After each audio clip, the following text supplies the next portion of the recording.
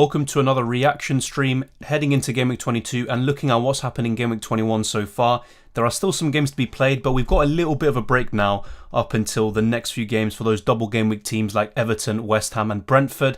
And as predicted, really, Bowen and Antonio are the main ones you really want to go for. And yeah, Lanzini, I never really expected a 15-point haul from him.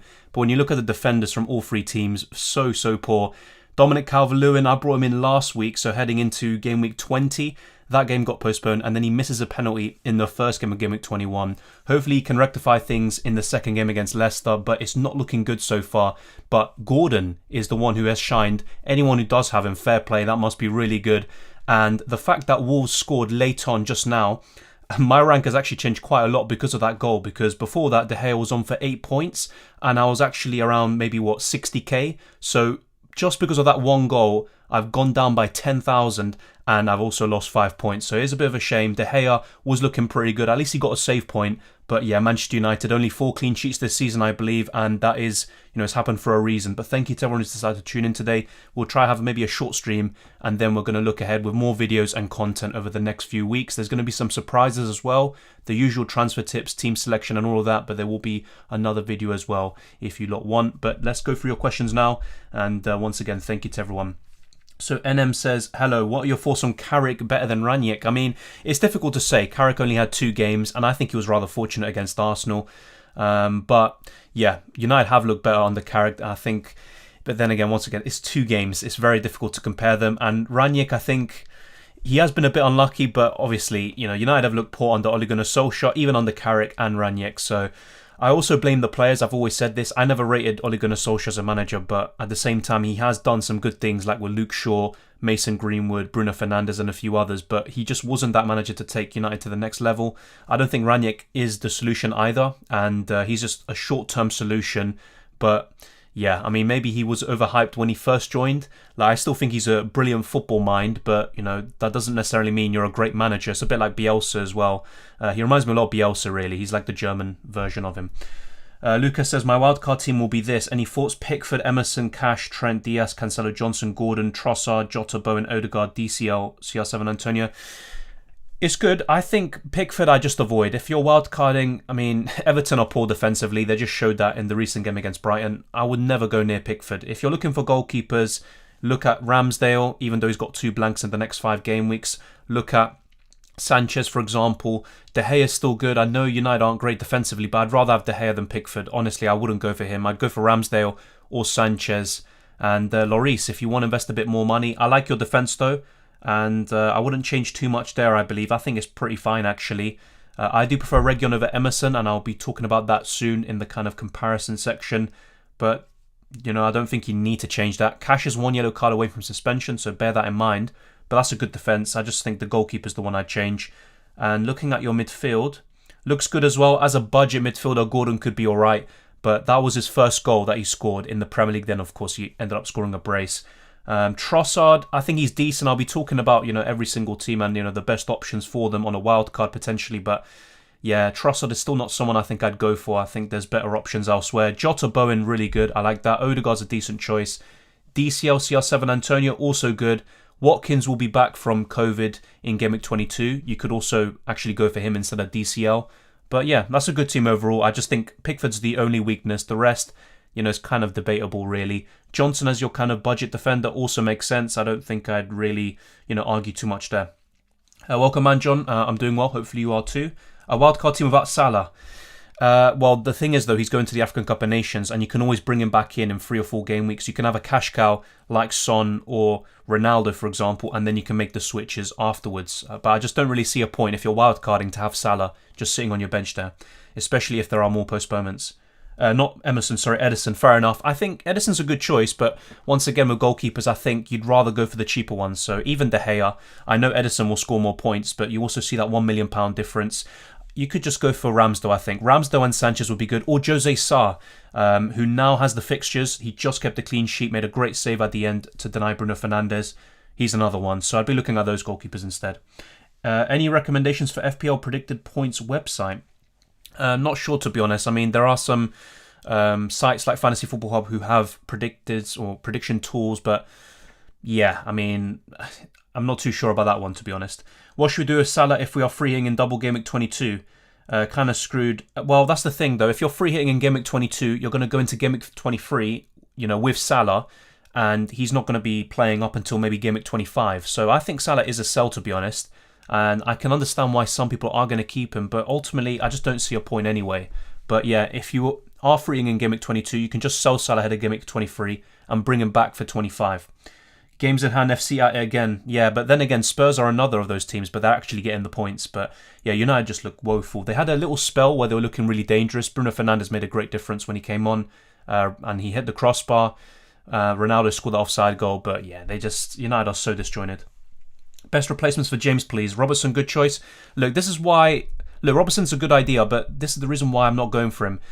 If you look at, for example, Liverpool, you want Jota and Trent.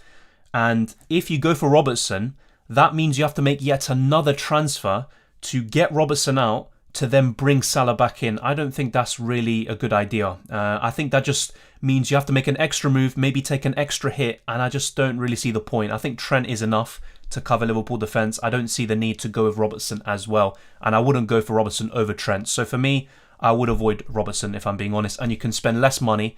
Maybe go for a Reguilon or an Emerson or a Cash or Cucurella. Go for those sorts of players instead. That's the way I see it, though. Let me know what you guys think, but in my opinion, Robertson just makes things more complicated when you want to bring Salah back in because he's looking pretty good. And by the way, I'm going to be refreshing the page now, so obviously I'm pretty sure someone's probably mentioned it already. And there we go. So right now on 46 points, but with the point coming off the bench with Dennis, I'm on 47. I took a -4. And in the end, I've got 43 points. So still got some players left. Bowen as my captain is facing Norwich at home. Antonio, Calvert-Lewin and Gray, they are my remaining players. But other than that, it's pretty much it. I almost made a last-second move to bring in a West Ham defender. I'm very happy I didn't. I still think they can keep a clean sheet against Norwich. But I just preferred other options. The ones I just mentioned, the defenders, I would go for those sorts of players instead. Yeah, Alonso GG. To be honest, after the deadline passed, I was looking at it and thinking I probably made a mistake here. But I just played Alonso just in case he got an attack and return. He was very fortunate to get that attack and return. In that case, I was very lucky there with the assist he got because, you look at it, it's not really an assist. But based on the rules that FPL have, it is an assist. But obviously, if you look at it logically, it just doesn't look like one. And Kovacic, thank you very much. An amazing goal. And managed to get me, 2 bonus points for Alonso and an assist. So, can't complain too much there. But yeah, ultimately, Foden, I knew he was, reliable sources were talking about him being out with COVID. I knew the risk, but I just had him there starting just in case.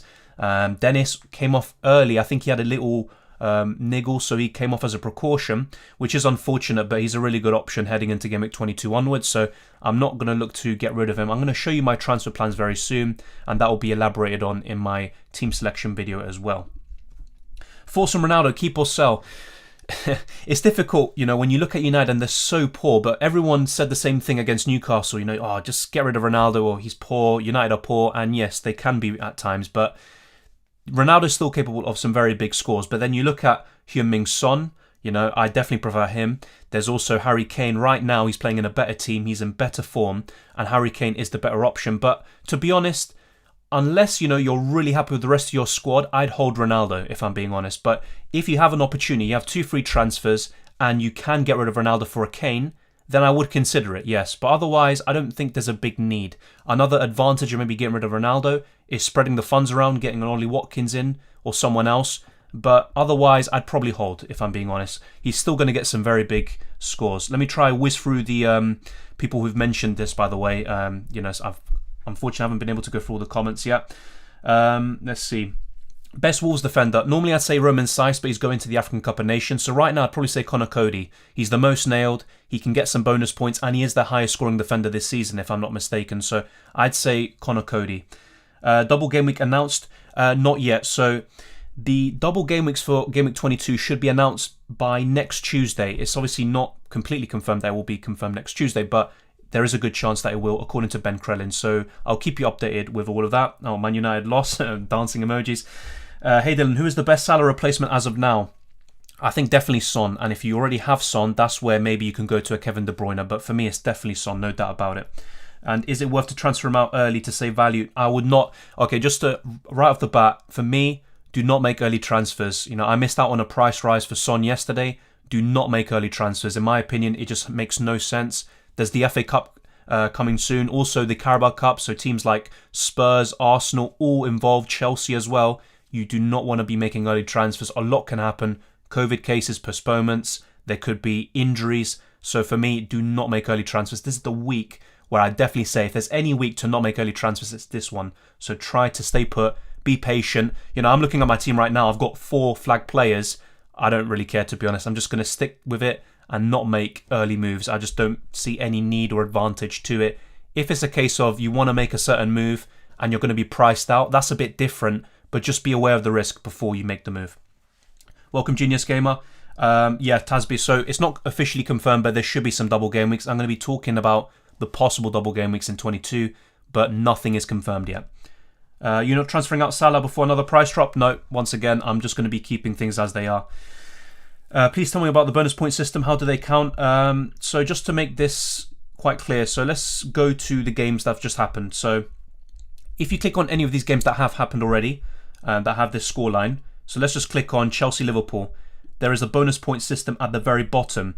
And the way the bonus point system works is different factors in a game: goals, assists, clean sheets, tackles, passes, pretty much anything that can influence a football match will play a part in a certain player's bonus points. And whoever has the most bonus points will get free. And then obviously the same goes for the second most and the third most. Some people can be tied. And in that case, 2 people can share free, or 2 people can share 2, or vice versa. It could be more actually. But in most cases, there's just 3 players who will get bonus points. And in this case, it was Kovacic with 3, Alonso with 2, which I'm very thankful for, and Kante with 1. So that's how the bonus points work. It's not an exact science. It's a pretty flawed system at times, if I'm being honest. But the system is there, and it does make sense at times. Other times, it leaves a lot to be desired. But before we go into the transfer plans, I'll just keep this on screen just for any newcomers. And thank you to everyone who's decided to tune in today.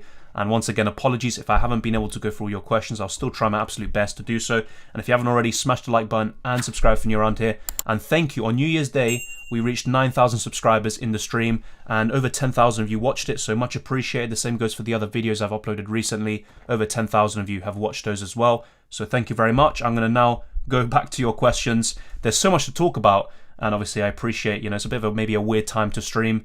Normally I do these a bit earlier, but I'll take all your feedback into account. Love from Bangladesh, thank you very much, mate. Much appreciated. Yeah. Best Man City midfielders. I think De Bruyne and Sterling are right up there. Mahrez was my favourite, but he is going to the AFCON, so that's why he's not going to be in the convo right now. But it has to be between KDB, Sterling and Foden. I like Foden a lot. The problem with him is he's not always nailed. He sometimes has disciplinary issues, or he's in and out of the team. There always seems to be something affecting him, whether it's a knock, COVID in this case. But yeah, I like Foden a lot. It's just you have to also kind of stomach these occasional 0, 1 or 2 pointers that he can produce. United are in trouble. They play Villa next and Gerrard will do everything to win. Yeah, but Villa also, losing to Brentford, they can be got at. But yeah, with United, at least under Ole Gunnar Solskjaer, they always, whenever you think they're down and out, they find a way. But I'm not sure if that's the case with Ranić. It's a different team now, different manager. So let's wait and see. Ronaldo thoughts, once again, I think if you have him, unless, you're really happy with the rest of your team, I'd probably just keep him. Otherwise, you can just get rid of him, go for a Watkins, for example, spread the money around, or even a Harry Kane. And yeah, Ronaldo's still a good kind of, let's say, cash cow for getting back Salah. That's the one thing I like about him. He's still going to get you those double-digit hauls from time to time, but he's not worth that much money, if I'm being honest. But it's just a bit weird because with all the postponements, possible injuries that can happen over the next 2 weeks, it might be a bit counterintuitive to actually get rid of Ronaldo. But we'll wait and see. Of course, a lot can change. But basically, unless, you have so many fires to put out, if you have a lot of fires to put out, focus on those first, prioritize those transfers. But if you have nothing else to do, I think you could actually make a case for selling Ronaldo. But it's difficult. It's a team-dependent question. And if I had Ronaldo, I'd probably be inclined to keep him, if I'm being honest. Really thought De Gea was on for a haul. He was, to be honest. At one point, he was on for 3 bonus points. Then 2, then 1, but he had the clean sheet, so I was just perfectly happy with that. Had the save points already. But yeah, it is unfortunate. But that's the thing. I already knew that when bringing in De Gea. I knew Lloris will keep more clean sheets, but De Gea has a higher ceiling. And also with Spurs, I wanted to cover them with Reguilon, but maybe I should have gone for Lloris. But ultimately, United have a poor defence. De Gea replacements. I still think you can keep him. He can still get you some good hauls. But if you want to replace him, Robert Sanchez, Jose Sarr, Ramsdale, and also Hugo Lloris. I'd say those 4. Who are you going to bring in for Salah? Heung-min Son, no doubt about it. I've got no doubts about it. Unless there's an injury to Son or something else, then I'd have to adapt, maybe go for someone else, but definitely Heung-min Son for me. Watkins or Ings? I still prefer Watkins, but Ings, obviously, really well taken finish. Could have scored another one against Brentford late on, but yeah, for me, Watkins is still the better one. Choose any 2 from these 3. Son, Jota, Saka. Son and Jota, to be honest. And if we're talking about who to start for Game Week 22, let's wait and see which teams have doubles. All 3 of those teams could have doubles, by the way. Spurs and Liverpool in particular. And Jota could have a really nice set of double Game Week fixtures. And I'll be talking about that very soon. Thoughts on Sterling? I think if you're looking for a kind of borderline premium midfielder, he's probably one of the better ones to go for. Him or Kevin De Bruyne. Sadio Mane, obviously, is going to the AFCON. Then you look at Salah, another one. And Heung-min Son is, for me, the best. But before, or should I say just after him, it's going to be Raheem Sterling and KDB. Bruno Fernandes looked good when he came on today, but I just don't think he's an FPL asset, or as good of an FPL asset, I should say, as he was last season. I did Salah to Son yesterday. Fair enough. I mean, look, hopefully it doesn't affect you or doesn't, go against you, but there is a chance that there could be a lot of injuries and COVID cases. That's why, for me, I'd probably just relax a little bit with the transfers. Best thing to do right now, don't check sites for price rises. I was actually going to show you some price rises just so people are aware, but for me, price rises shouldn't be, important. They haven't been important for me all season, and especially now. I think you should just stick with what you have for now and make your transfers late on. Ronaldo out for who? If you do get rid of him, I think Harry Kane for a like-for-like replacement. Otherwise, you're looking at the Watkins, Calvert-Lewin still, and Mikel Antonio. But yeah, for me, I'd probably just say Harry Kane for someone of a similar price. Penaldo with no return this week. Let's be respectful. He's still been... Well, actually, I was going to actually bring out a stat where he's got one open play goal in the last 13 games, but Ronaldo is still, never rule him out because, whenever someone takes the piss, he just finds a way to score. Obviously, he can't today, but yeah. Does Wolves have a chance for a double in Game Week 22? I'll be talking about that pretty soon, but pretty much the only teams that won't be doubling, for sure, are Manchester City and West Ham, and I will probably be making a double Game Week guide for all of you to make this all clear in a video, a concise video where you can just watch that and have everything you need to know. But yeah, those 2 teams are definitely not having a double game week, unless I've missed one, but we'll be talking about that very soon. Sarr for second keeper, definitely. I think Jose Sarr was someone I talked about selling around game week 14 when Wolves had that really poor fixture run, but he's been doing so well since that point regardless. And for me, yeah, he's been one of the best goalkeepers this season.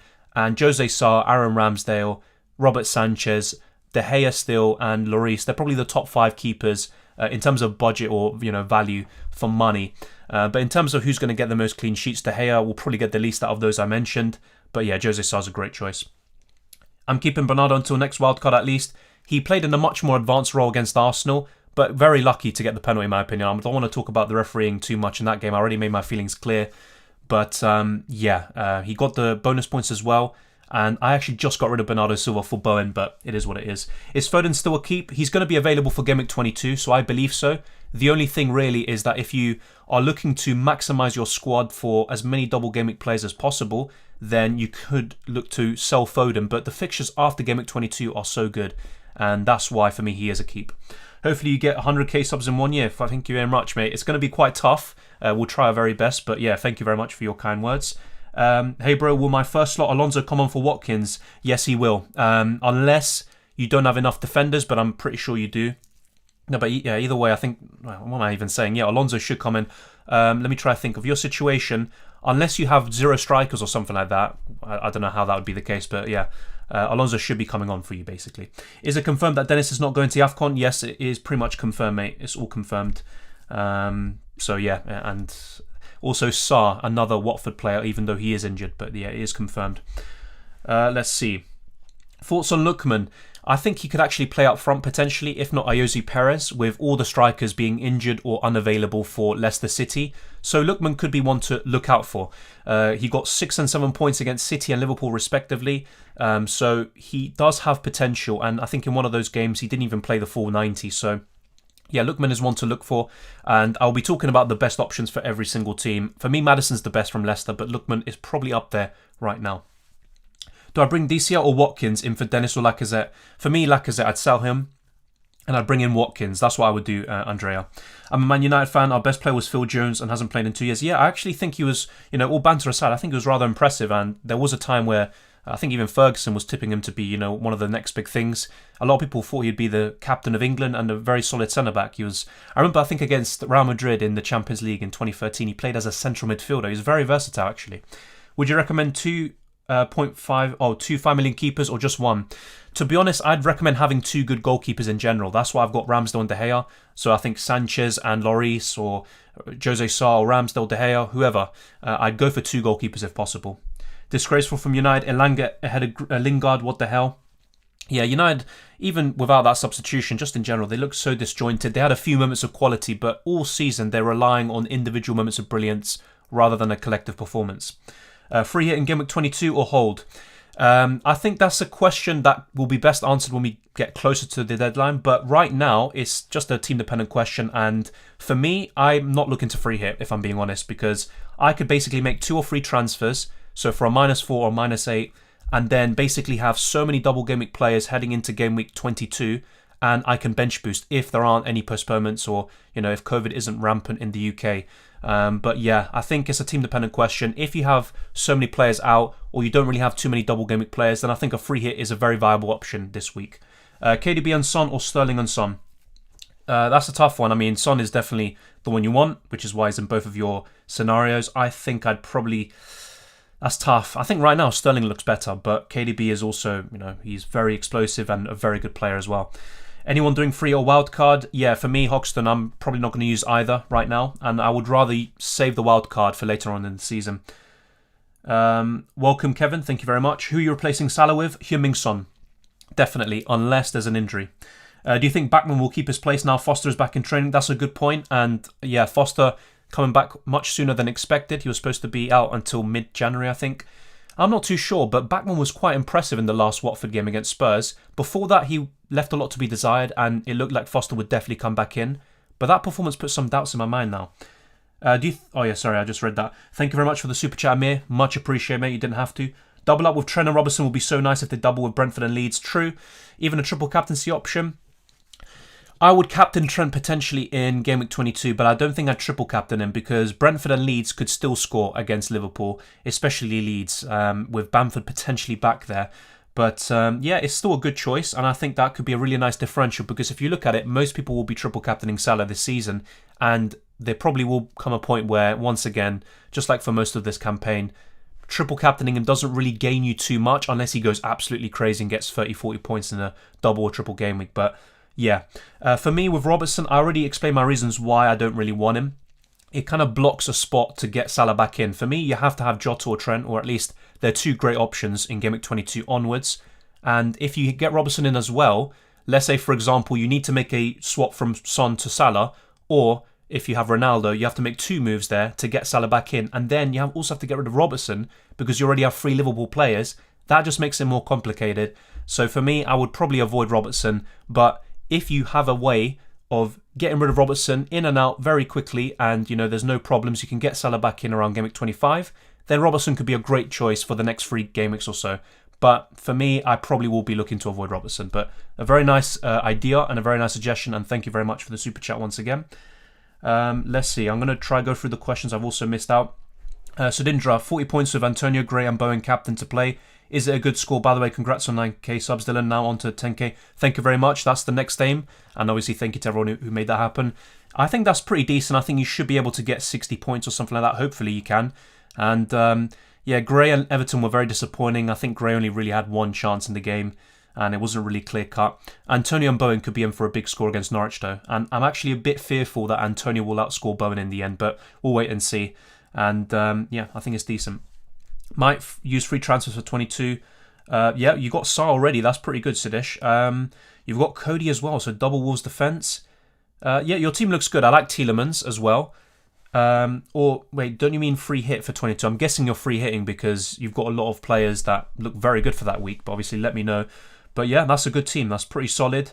And yeah, I think Obviously, I will be talking about a double game week guide very soon and maybe the best wildcard team as well. And you can compare that team to that or maybe even a free hit team. But that looks pretty solid, to be honest. I'm not too sure about Van Dijk, but yeah, to be honest, it's all a subjective thing there. Thanks for the Dennis input, bro. No problem, mate. And that pretty much was confirmed on New Year's Day about Dennis not being allowed to go to the African Cup of Nations because of an admin error on behalf of the Nigerian Federation. Sanchez and De Gea are my keepers. Is this the right choice? They're two good goalkeepers. For me, the two best are probably Ramsdale and Jose Sarr. But then you factor in Ramsdale's 2 blanks potentially in the next 5. And that probably makes Sarr the outright best. But Sanchez is probably the best value for money, mate. And De Gea is also a good choice. It's just they're not going to keep too many clean sheets, to be honest. 1 second.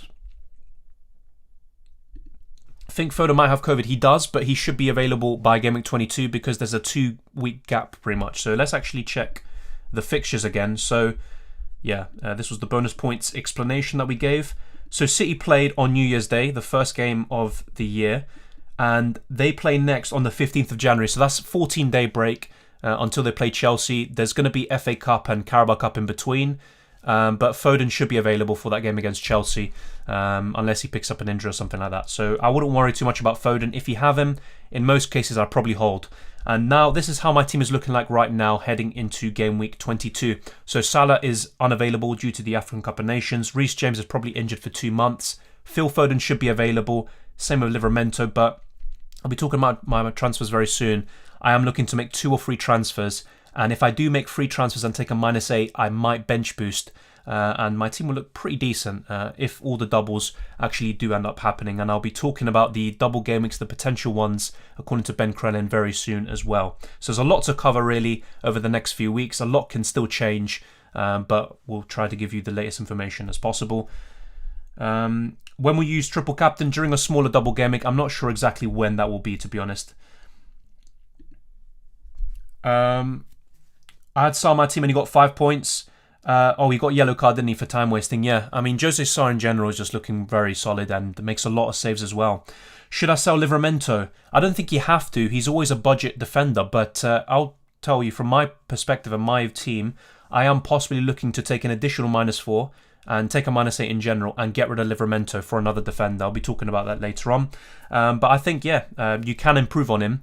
But in terms of defenders around his price, there's not too many choices right now. Until Aït-Nouri comes back from injury.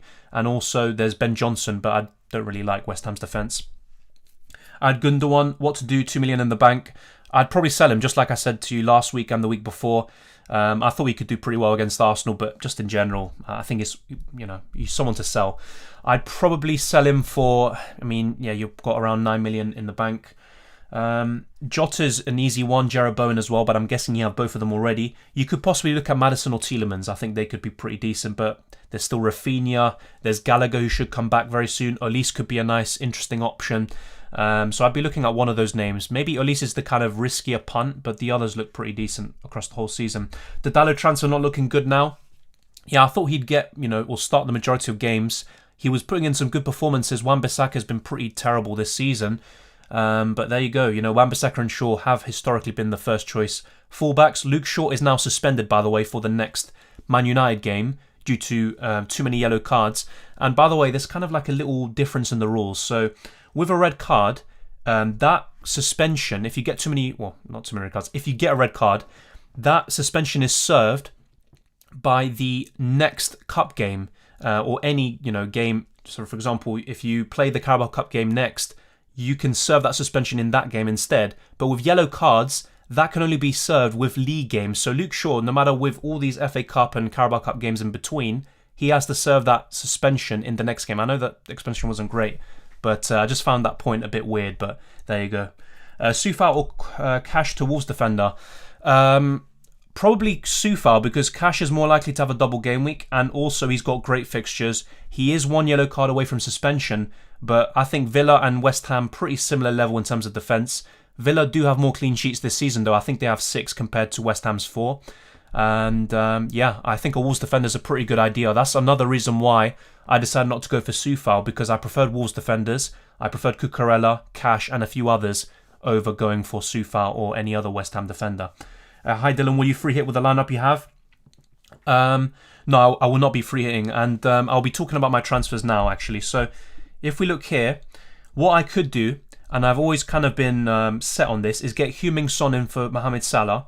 Foden should be available. Livramento should be as well, but he could be another transfer, Livramento. And I can get Reguilon in for Reece James. Now, the only problem really is that the fixtures are very tough for Spurs, but under Conte, I think they have the lowest XGC per 90 of any team. So obviously they've been very impressive under Conte defensively, and you've got to give them credit for that. They do have Burnley, Brighton and Leicester fixtures to be reorganised in between these games, and we just don't know yet which games are going to go into which game weeks, but 22 should be a double game week for Spurs and many other teams. But then yeah, Arsenal at home in 22, in 23 is Chelsea. But to be honest, I'm still quite set on getting a Reguilon or an Emerson Royale. Let me know what you think, but I think I will be going for a Reguilon. And if I do decide to bench boost, which a lot depends on the COVID situation in the UK, Livramento could be coming out as well, and this would be for a -8, and I'd go for either Cash, Cucurella, a Wolves defender, or maybe someone else entirely. But right now I'm actually leaning towards a Wolves defender or Matty Cash because of the fixtures, but there's kind of pros and cons for each option as well. For example, let's just go for Cody. And yeah, he's the second highest scoring Wolves defender this season. Roman Saiss is first, but he's going to the African Cup of Nations. He's going to be unavailable. Otherwise, he'd probably be first choice. I'd definitely go for him. If we actually look at Wolves' fixtures, they look very good, actually. But the thing with Wolves, historically, they've been pretty good against the big sides, at least from a defensive point of view, and against the smaller teams, they kind of ease off a little bit and they keep fewer clean sheets. But I do like the idea of Cody. This wouldn't be too bad, actually. And if Wolves have a double game week, that also could be another factor to, come into play, which ultimately decides who I go for.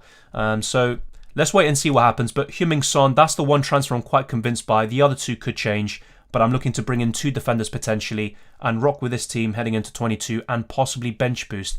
And I'd have Jarrod Bowen, Antonio, Foden and Cancelo, who would all have single game weeks. The rest could all double, pretty much. So yeah, that's pretty much my transfer plans right now. Things could definitely change though. Should I sell Rafinha? I probably wouldn't look to sell him just yet. And I'll also check with the double game weeks in 22, but I think he could have a double. Let me double check that though. Sell or keep Watkins? I think definitely keep. He's going to be available for 22. Definitely keep Watkins. Welcome Keith, thank you very much. What Robert Sanchez should I have?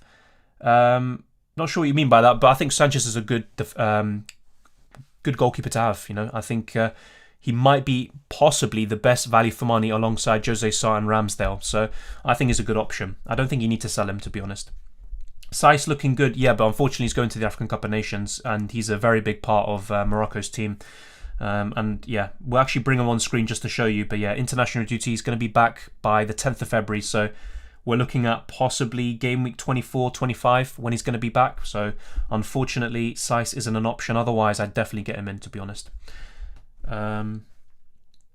Should I sell Rafinha and Galago? Once again, you can keep them. Two starters between Reguilon, Laporte, Martinelli, Johnson for game week 21.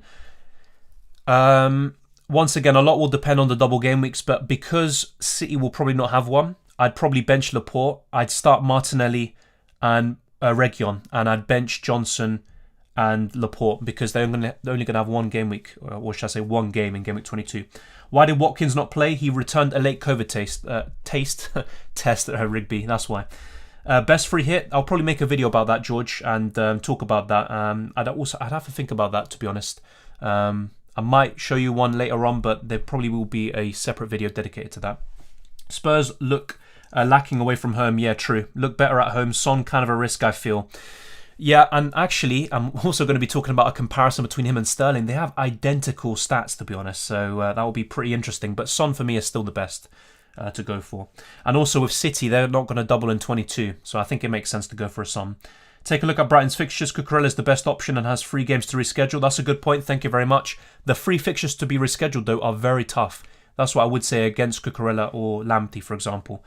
Cheers, mate. You have 4 players in single game week 22. Yeah, exactly. Foden, Cancelo, Bowen and Antonio. It would have been 5 if I brought in Soufal as well.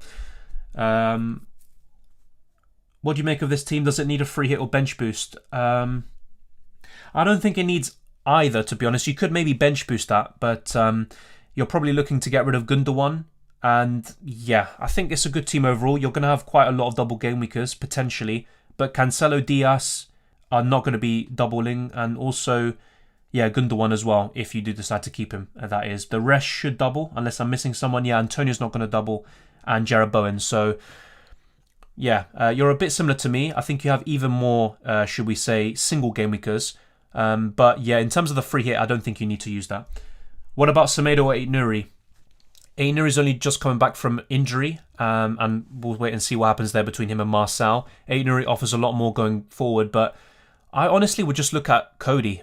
Cody or Kilman. With Semedo, he's got fewer points than both of those, and he just never really delivers on the hype. But from time to time, he can give you a nice return. But yeah, for me, Cody or Kilman look the best so far. Saiss is the best overall, but for me, it's difficult to go for him when he's going to the African Cup of Nations. It just doesn't make sense to go for him.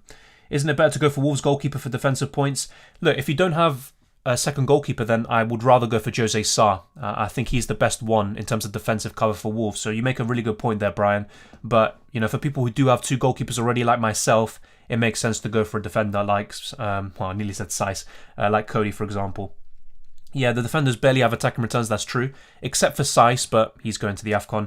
Better have good defenders from other teams with potential attacking returns. Yeah, that's a fair point. I moved to Calvert-Lewin in a disappointing last game. Do you think there was a bad move? It was always risky regardless, but, who would have predicted he had a penalty and he would have scuffed it like that? He just rushed it. He was in a rush to score and get off the mark, and he panicked pretty much. I still think he's a good choice, but Watkins, I always preferred Watkins. I just went with Calvert-Lewin to have a bit of a punt and also take advantage of the Newcastle fixture, which also got postponed, unfortunately. Bernardo, he played an advanced role against Arsenal. The thing is with Bernardo, his role is always going to change. He's sometimes going to be advanced, sometimes he's going to play deeper. Unfortunately, whenever I don't have him, he seems to play so advanced, but he was very fortunate to get an attacking return against Arsenal, and to be honest, Arsenal were on course for a clean sheet there. They were the better team, but, once again, I don't want to talk about that too much. Jota will be a must-have in the coming weeks with the absence of Salah and Mane. Oh, definitely. I think he's almost a must-have. If not, he is, like you say.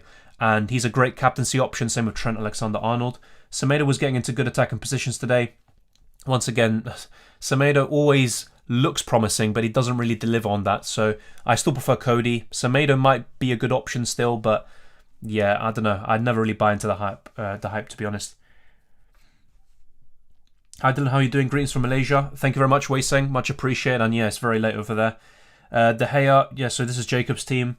That looks pretty good, to be honest. You've already got Cucurella. I like that. Tierney, is a good option for the double game week. Just bear in mind he might have two blanks in 25 and 27. But yeah, that's a good team overall. And there's not much I would change, I guess. I don't think you need to change too much. Just bear in mind that your West Ham players and City players will not have a double game week in 22 for sure. Galago or Madison for next week? I'd probably say Madison. Galago will be available though, and he's got some nice fixtures after that, but I'd probably go for Madison. I have Son, Reguilon and Moura. Should I sell one of them? I already have Bowen, Jota and Gray. I don't think you need to sell Son or Reguilon, to be honest. Moura, he's still a good option from time to time, but he's the one I'd sell from those three. Sinindra. Is Wolves going to double? So yeah, I'll answer that soon, but they have a chance of doubling, yes. I don't think it's likely, but we'll cover that very soon. What do you think about bringing Firmino in? No, even less so. I'm less keen on that than Robertson because it blocks a move to get Salah back in, because if you already have Jota and Trent, if you bring in Firmino, you have triple Liverpool, you want to bring Salah back in Game Week 25, that means you also have to make another transfer to be able to get Salah back in, so definitely not for me. Who is the most likely to take Saiss's spot in the Wolves defence? That's a good question. I'm not too sure. Obviously, someone would be able to tell me that. I think it would be Bolly, wouldn't it? He hasn't really been featuring this season, but unless he's injured again, he's the first one that comes into my mind. But I'll double check that for you. That's a really good question.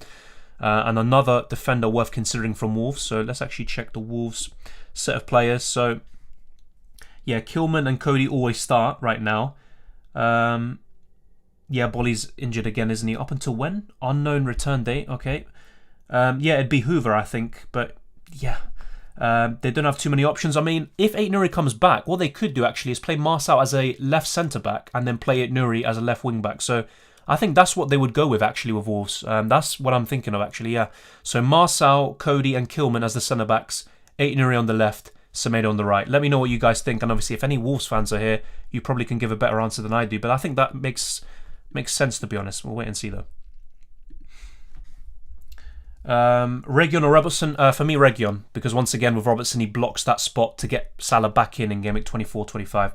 10 players with double, 5 not double, with a -12 hit, bench boost worth it? Possibly, but really you could just take a -4 or -8 and then bench boost regardless. You don't have to fill your team entirely with double game weekers, because someone like Antonio or Bowen could do really well against Leeds. So I wouldn't buy too much into the double game week, but obviously if you can take a -4 or -8 and get 12, 13 double game weekers, that's fine. DCL, Antonio or Watkins? For me, it's Antonio Watkins. DCL is still good, but you look at those three teams, Everton right now are the worst of the three. DCL's just come back from an injury. He's still a good choice, but Antonio Watkins are better for sure. Who do you think will take penalties for Liverpool? Hoping it'll be Jota. I think it could be Fabinho, actually. He's a great penalty taker. He hasn't really taken them for Liverpool, but took a lot for Monaco in the past. I think he could be one of them, but yeah, it'll be interesting to see. And obviously, once again, if any Liverpool fans are here, let me know what you guys think. But yeah, Fabinho's the one that I think of. Maybe I'm wrong about that, though. Watkins or Dennis for the potential double? I'd probably say Watkins, but I do prefer Dennis overall in terms of value for money. Watford are a worse team than Villa, but yeah, Dennis has been great this season. Man, I'm super pissed for the Arsenal game despite being a Chelsea fan. I mean, it makes sense why I'd be pissed as a Chelsea fan, because everyone was supporting Arsenal in that game, because it kind of cuts the gap and gives other teams a hope in the title race. Is Dennis going to AFCON? No, he's not. He's staying. Dennis or Malpai? Definitely Dennis. There's no question about it. Tierney, Son and KDB in for Salah, Lucas and Reece. That looks pretty good, mate. That looks very solid, actually. Just bear in mind with Tierney, he's got blanks in 25 and 27. 25 could still become a fixture for Arsenal, and I think they'll face Chelsea potentially. But Game Week 27 is a definite blank, I think. If Marcel continues to play, is he going to be a good choice? He is attacking in 4.2. The thing is, as I just talked about before with Wolves, Marcel could actually play a deeper role and plays a left centre-back, and Ait Nouri comes back as a left wing-back with Saiss going to the African Cup of Nations. So I don't think he'll be as appealing. And with Marcel, he never really looks that promising in terms of the actual quality of delivery. So I always kind of stay clear from Marcel, but he is a good option at 4.2. Keeping Foden, I probably will. Things can change though. Should I just go for Cucurella over Lamptey? He's 0.6 million more. I think if budget isn't an issue, I'd go for Cucurella. Lamptey's also injury prone. That's another kind of thing that goes against him. Now let's actually talk about the price rises actually. Let's go through the price rises. And these are the latest ones that we have. So yeah, Antonio is going to be going up tonight, potentially. Also Calvert-Lewin.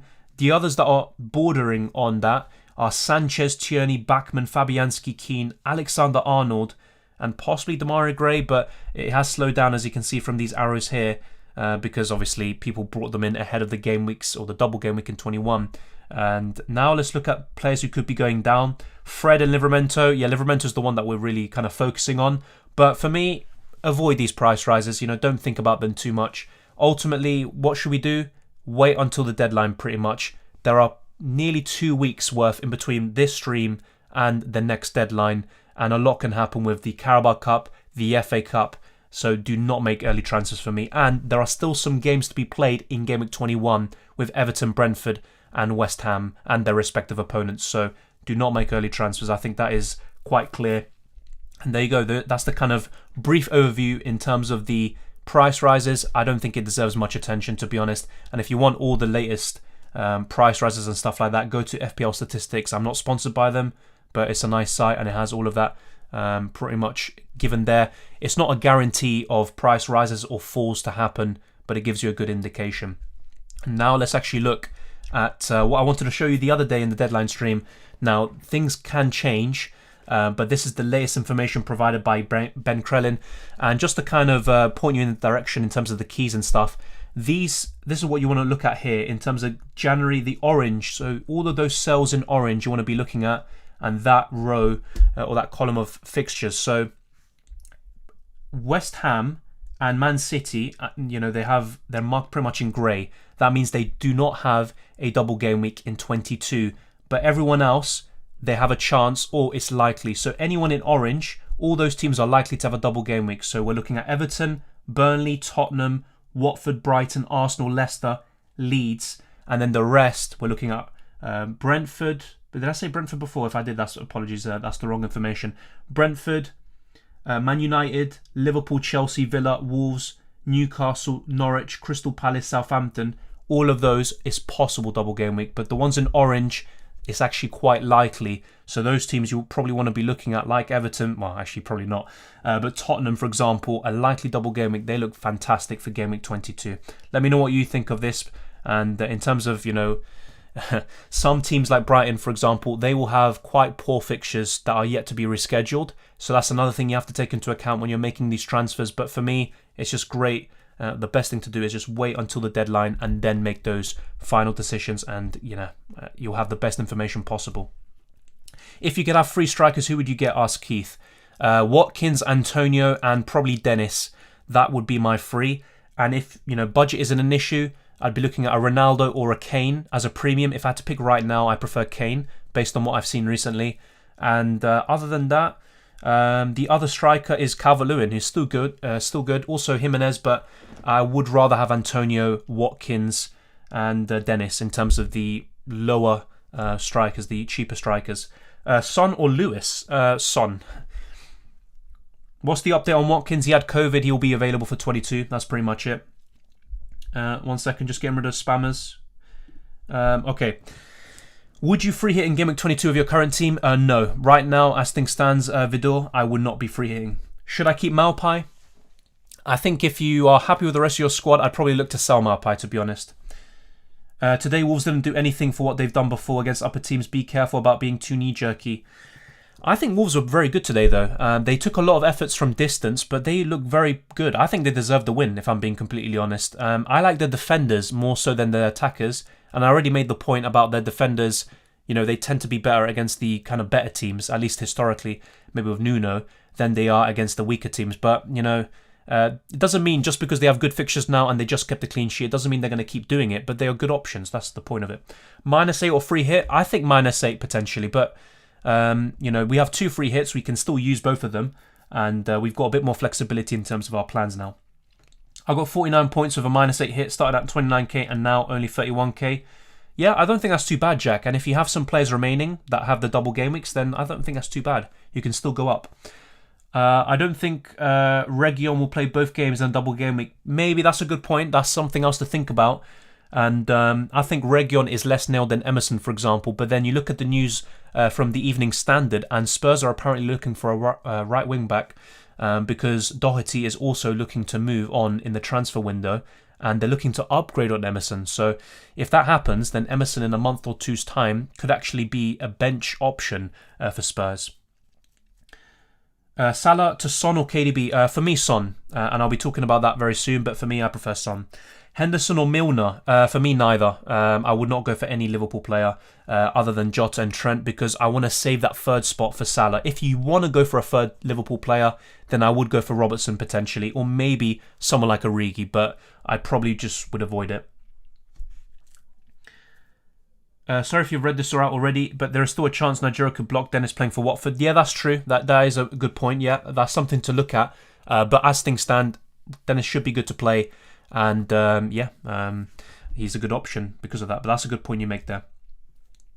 Who would Kane be in place of the strikers you said? I don't think you need Kane, though. That's the thing. You can cover Spurs with Son. But if you do decide to go for Kane, then I would probably go for Antonio. Ooh, that's tough.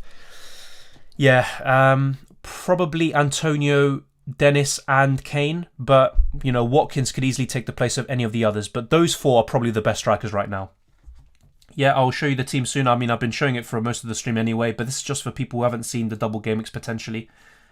Dylan, what's this? This is a list of the potential doubles. So if you look at the cells in orange, if you look at that, basically those are the teams that are likely to have a double game week in 22. Those in kind of peach or yellow, they are the ones who have a possible double game week. And then those in black or grey, so we're looking at West Ham and Man City, they are not going to be doubling in 22.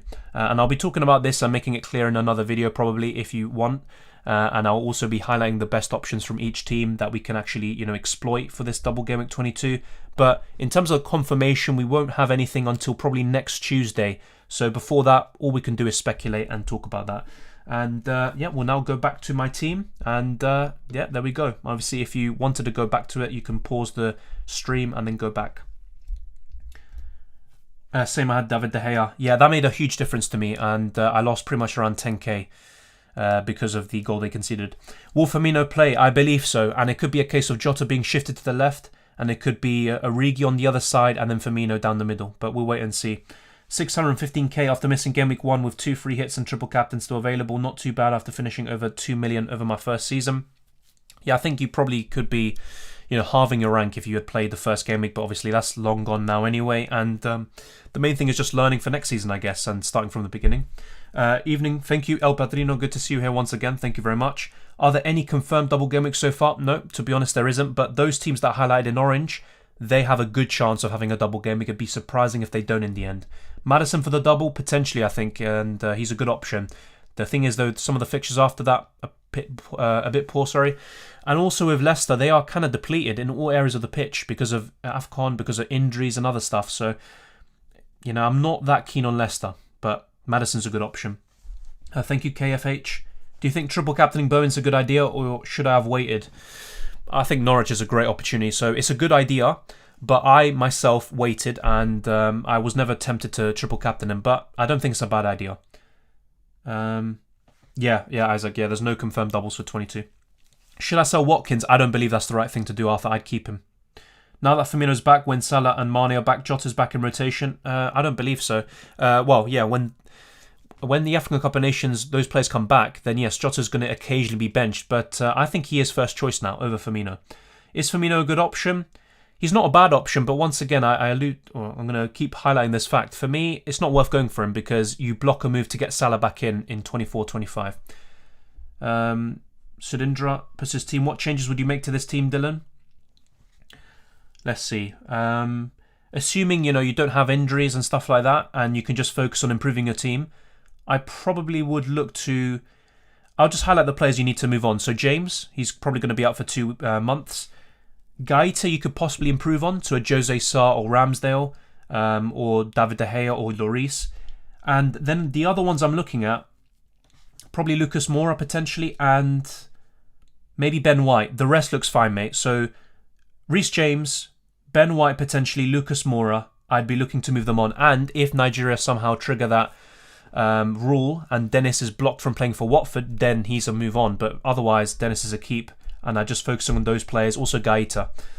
What about Edouard as a differential? I think if you want to cover Palace, other than Gallagher, Olise and Edouard look pretty good. So that's a good shout there. But once again with Edouard, he's very explosive. He does blank quite a lot. He's a bit inconsistent, but very nice differential. Who is the best replacement for Ronaldo? I think the like for like is definitely Kane. And then if you're looking lower, it's the strikers I talked about before. Watkins, Antonio, Dennis. And if not, then you could look at DCL. But those are the strikers I mentioned first. So Kane, Dennis, Watkins and Antonio are the 4 best in my opinion. Any news on Galago or James? Well, Gallagher had COVID. He'll be available for 22. As for Reece James, he's out for 2 months, according to the latest report I saw. And I think that was on the day of the deadline stream. So, yeah, that we haven't got anything since then, I think, unless Tuchel says something in his press conference. And if he did, let me know. But it looks like he's going to be out for some time. Yeah, Edouard looks pretty good, yeah. What happened with Foden? He had COVID, I believe. He should be available for Game Week 22. Terrible season for Rodgers and Bielsa. Yeah, they've been very unlucky, to be honest. I mean, if you look at them now, if you check FPL and see all the injuries, it's actually quite astonishing. Firmino's a free hit option. Yeah, on a free hit, true. He is a free hit option. I think he could be great against Brentford and Leeds potentially as a double.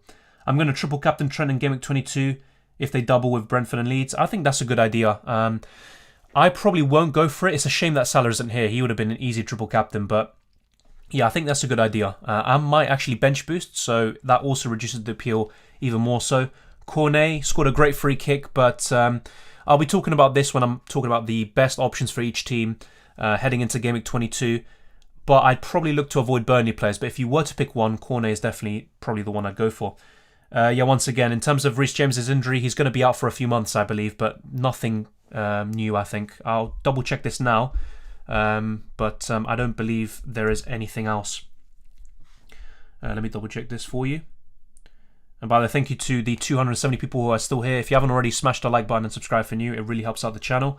Thank you very much for subscribing and all of that good stuff. So yeah, I'm going to check Reece James, but I don't think there is anything.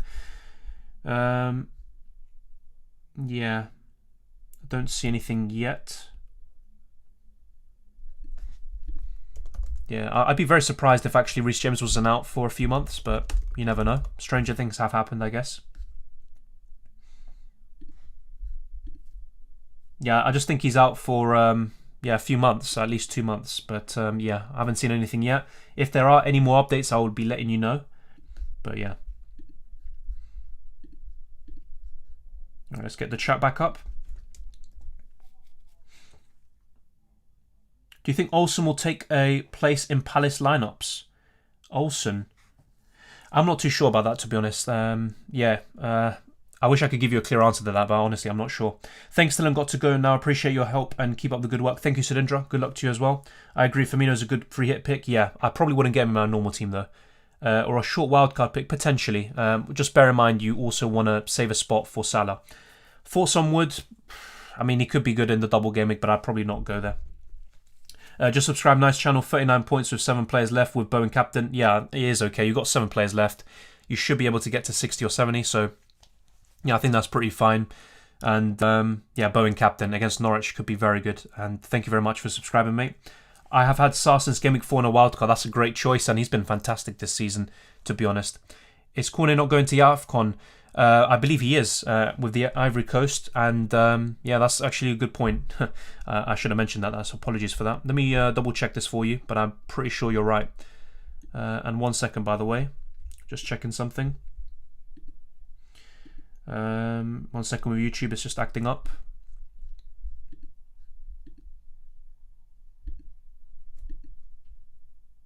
All right, just done. Yeah, I think you're right with Cornet, by the way. I think, he's going to the African Cup of Nations anyway, so that's a good point. I should have realised that. Let me just double check this for you. Cornet. Yeah, expected back 8th of February at the very least. Yeah, good point. Thank you very much for that.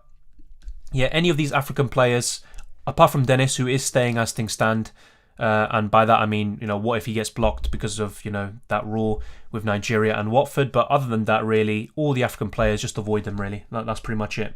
That's the moral of the story. Any other differential shouts? I think Olise could be really good, actually. I'm looking at Olise, and whenever he plays, he just looks so good. But that's the problem. Does he actually start enough? No, he doesn't. That puts me off. Cornet should be in a better side. Yeah, he should be. And sometimes he plays as a fullback. I think that's what he did for Lyon at times. I mean, I'm not sure. He looked, I think, pretty good against City, if I'm not mistaken, a few years ago. But yeah, Cornet looks pretty good. Vladimir puts his team out. 1 free transfer. What to do with Salah? Sell him, I'd say. Sell Salah and get Son. Well, you got Son, actually. That makes it a bit more complicated. I think you either downgrade Salah to a cheaper midfielder, or you maybe go for a like-for-like and get a Kevin De Bruyne or Raheem Sterling. But the problem with getting a City midfielder in is that they don't double in 22, and they only face Chelsea. So bear that in mind. But I think you probably sell Salah. The team looks good, though, by the way. Any changes, mate, says Farhan. I don't think I necessarily changed too much. If this is a free hit team, by the way, and maybe consider... I know Firmino's a good option for the double game week, potentially, but I would still probably go for a Watkins, a Dennis, for example, and other strikers that I mentioned already. But that's a good team. Tierney for Livramento. I think that's a good choice. Just bear in mind Arsenal blank in 25 and 27. Digne move to Chelsea is probable. Would you get him? Probably not. It just means I'd sell Alonso. But yeah, I probably wouldn't get him right now. Who's the Burnley set piece taker? I believe it's Cornet, but I'll have to double check that for you. We're happy that Ronaldo did not hurt your rank, Dylan. I kind of expected a blank, to be honest. Thank you very much. Yeah, I was quite happy that he did blank, but I was relying on De Gea, for a little masterclass. He almost had it, and I lost around 10k because of De Gea conceding, but, he's still... I kind of knew the risk when I brought him in. But as for Ronaldo, it's going to be inconsistent because United are just an inconsistent team.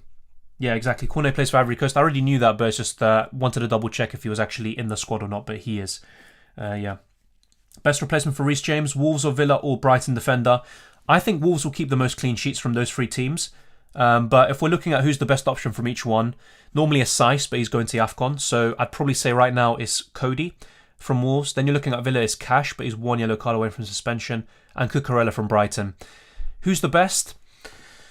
It's tough. I mean, that's something I'm yet to decide myself, and any of those players could come in for Livramento. But Yeah, I think Reguilon's another really good choice to replace Reece James, and I'm looking to get him in despite the poor fixtures for Spurs. I've made 32 transfers so far, ranked 318k. Second season, how am I doing? You're doing well. I think maybe one reason why you're around 300k, and it's not a bad rank by the way, but one reason why you're not higher is possibly making too many transfers. You want to maybe keep it to around 20 by this stage of the season, 20, 25. I think 32 means you've taken so many hits. So, but you're doing well, and for your second season, that's a good rank. Should I free hit in Game Week 22?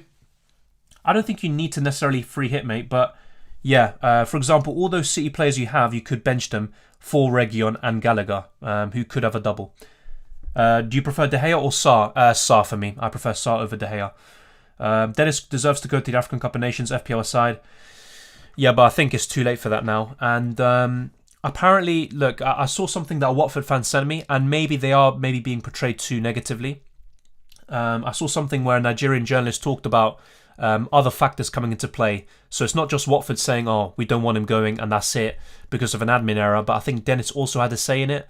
We just don't know yet. I think Ranieri actually did state that Dennis wanted to go, but Nigeria, I don't think we're giving him full assurances of a actual big role in the Nigeria squad this winter, should we say, at least in the UK. What's been your highest ever overall? Mine's been 258k. 250k, but currently sat at 224k. Wow. The highest I've finished, and I've only played 2 seasons really, this is my 3rd season, is 55k. The highest I've been, that's a good question, I think around 40k, 30k.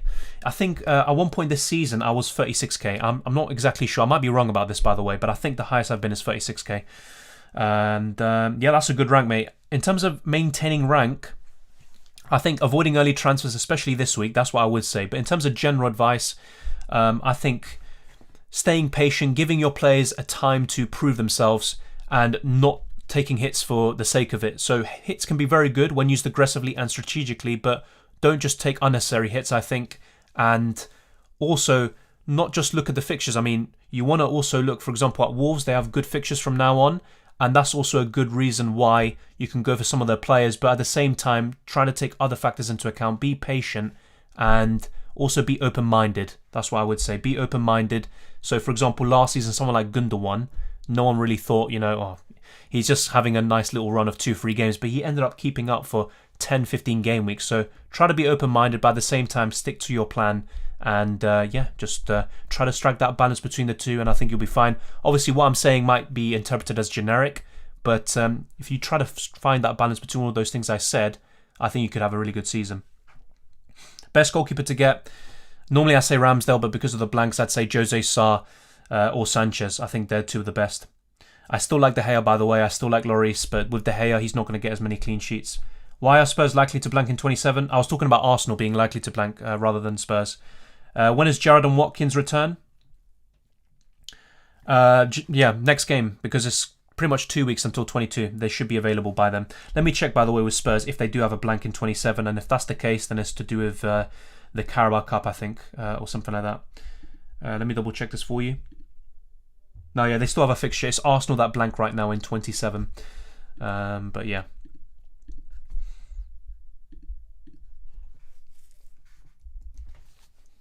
Would you get Reguilon with his poor fixtures? I still am considering it. I like their defence a lot, but yeah, it does put me off a little bit, to be honest, with the fixtures. Ayoze Perez could get decent playing time. Yeah, that's a good point. Either him or Lookman could be up front. But Perez, I don't know. I never really like him as an FPL asset. I think Madison, Tielemans and Lookman would be the ones I look at from Leicester. Foden or De Bruyne? I think Foden offers you better value for money, but De Bruyne is De Bruyne. And when he's at his best, he's capable of great things. Isn't Dennis injured? Yeah, he got taken off because of a niggle, which I talked about earlier. He should be fine for 22, but let's wait and see. James replacement Tierney? Yes, but once again, he is possibly missing 25 and 27. And I think he's a good replacement. There's also Reguilon, Emerson.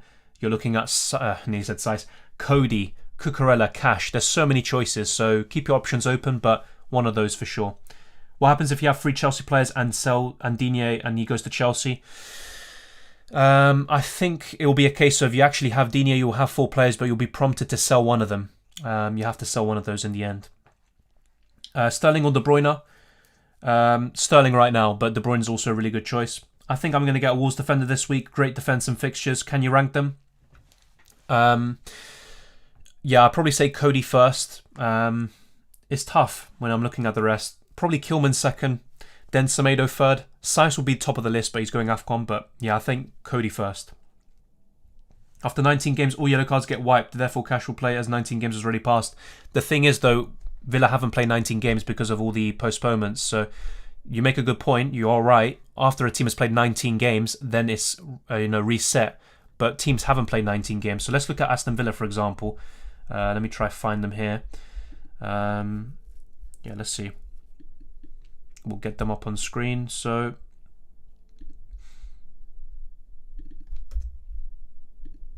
yeah.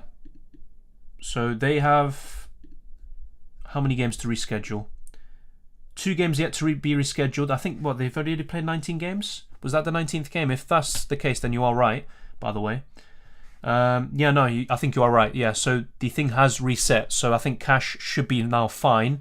I think the only risk would have been if you got a yellow against Brentford. I think that was it. And you would have been suspended for the United game. So thank you very much for that. That is true. Let me just see if there's any more cases of teams that, there might be a player with 1 yellow card away from suspension. I think Spurs might be one of them. They still have 3 games yet to be rescheduled. Let me double check this. Burnley, Brighton and Leicester. So Spurs are an example, I think, of a team that haven't played 19 games yet. But yeah, you make a good point there. I stand corrected. All right, let me put the team back up. And once again, I've already talked about my transfer plans. I'm looking to take either a -4 or a -8. That is what I'm looking to do. And if I take the -8, I'll probably be looking to bench boost. This is my first season, currently ranked 98k. That's a good start, mate. That's a really good rank. Made about 24 transfers, having 43 points with 5 more players to go this week. I still have Salah and James to transfer. Any advice? I'm not sure who you have or don't have already, but Salah to Son looks like a good move. If not, consider Sterling or De Bruyne for like replacements. And if not, you can spread the money around. Go for a Madison. And as for James, once again, I look at Cash, Cucurella, a Wolves defender like Cody or Reguilon or Emerson. So one of those to replace Reece James. And the advice, I think, is maybe avoid a triple up in Liverpool right now to save that spot for Salah because you want to get him back in 24-25. In terms of general advice to kind of push on from 98k, I mean, I've actually quite struggled with pushing on from around 40k because I've been around 40-70k all season. I haven't been able to push up into 30k and then push even beyond that. So I think maybe sometimes being aggressive with a hit, so taking a -4 and being aggressive actually is what's kind of stopped me. And what I mean by that is not being aggressive in my case. So that's why striking that balance between being aggressive but at the same time not being overly aggressive is the way to go. And I don't think I have been aggressive enough. I've actually probably been a bit too conservative. So that's kind of a personal opinion there. But, there's no right or wrong way to playing FPL. You can take a lot of hits and do really well, but at the same time you can not take hits and be first in the world. So there's a lot of different ways to play this game. I think you just have to find the thing that best suits you and stick with it. Be open-minded, but at the same time have a plan and stick to it. One thing you could do actually is go to livefpl.net and go to the transfer planner section and just have a clear idea of what transfers you want to do. And then if things change because of external circumstances, you can note that down and then realise what has changed and why, and then make the best plan possible. And that's something I probably haven't done enough actually in terms of going to sites like livefpl.net and actually setting my transfers up for the future. Hi Dylan, any idea if Foster comes back?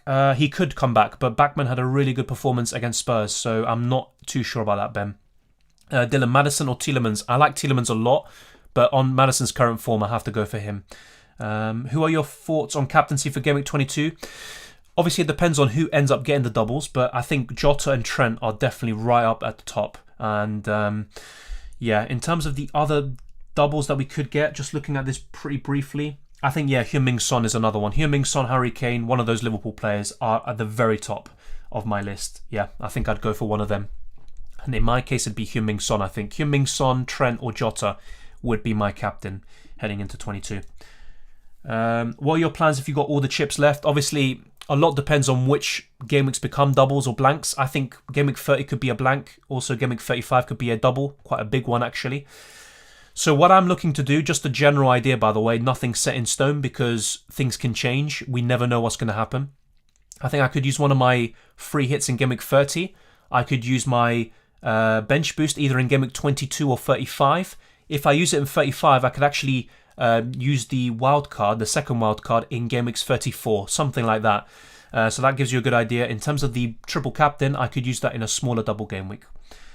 Are you going to use any chip for this game week 22? Maybe the bench boost. I think that's what I'm looking to do. But it also depends on if there's a lot of postponements and stuff like that. Thoughts on Martinelli? Should have scored against City. He had an open goal, but he was so good. You know, ripped Cancelo inside out at one point. He is still a good option. You know, Martinelli, Saka, Odegaard and Smith Rowe, whenever Smith Rowe does get back into the team. The thing with Martinelli, though, is I think he will be benched for one of the double game week games if he does get one. Is 170k a good rank? Yes, it is, definitely. And you can easily push into it. You know, still you can get into the top 10k. You can still do that. But it is a good rank, yeah. Ings or Edouard? Right now I prefer Edouard, but Ings is still a good option. Do you think Backman, Antonio, Cancelo and Bowen for -4 for Dennis is worth a bench boost? Yeah, I think it's worth a bench boost, mate.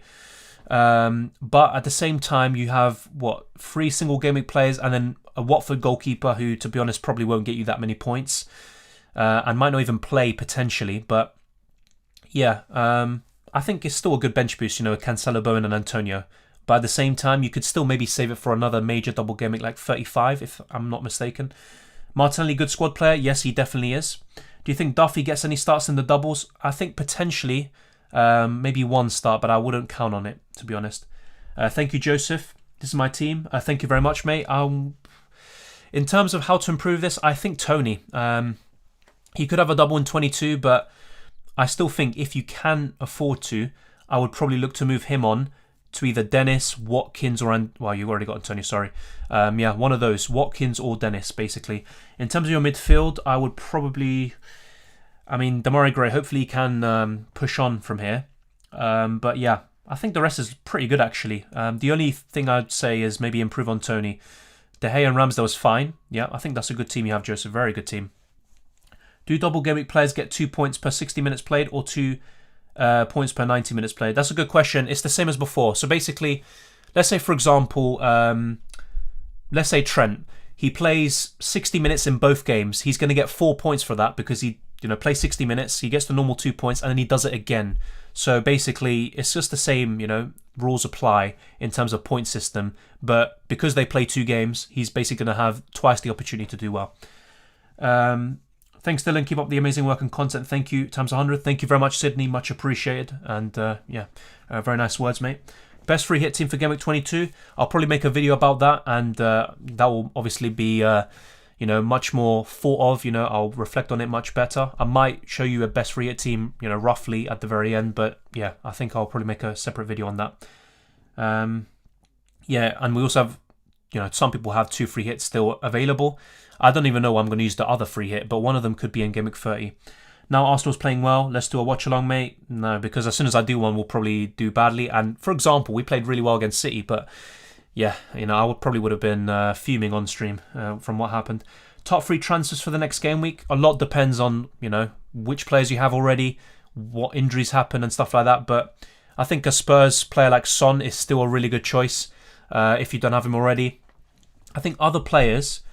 Let me actually have a look at the fixtures once again. Let me just get this up. All right. Let me look at these fixtures once again. Obviously, we don't know who's actually going to double yet. A lot of it is still subject to interpretation. We're going to wait until next week for confirmation. But yeah, I think players to bring in. Son, I think maybe Matty Cash, Cucurella. Those are some of the really good ones. But I don't know if they would be necessarily my top 3. That's why I'd have to think about that one. But yeah, in terms of defenders, maybe to kind of break it down position by position, I'd say Cash, Cucurella, and possibly a Wolves defender like Cody. In terms of midfielders, Heung-min Son, James Madison potentially, and I would probably look at... this is where it gets a bit interesting. I would normally say an Arsenal midfielder, but they have a blank in 25 and 27 potentially. That puts me off. Yeah, third midfielder, that is a bit difficult actually. I mean, I'll probably look at one of those that are likely to double rather than are definitely doubling. Yeah, it's actually quite tough. Probably overthinking this one actually, but...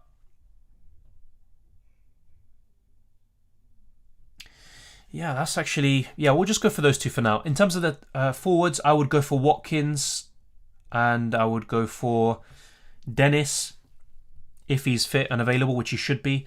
And the last one, I'd still go for Harry Kane probably, yeah. I'd say Harry Kane. So those are some of the best options. In terms of best transfers in, obviously by position.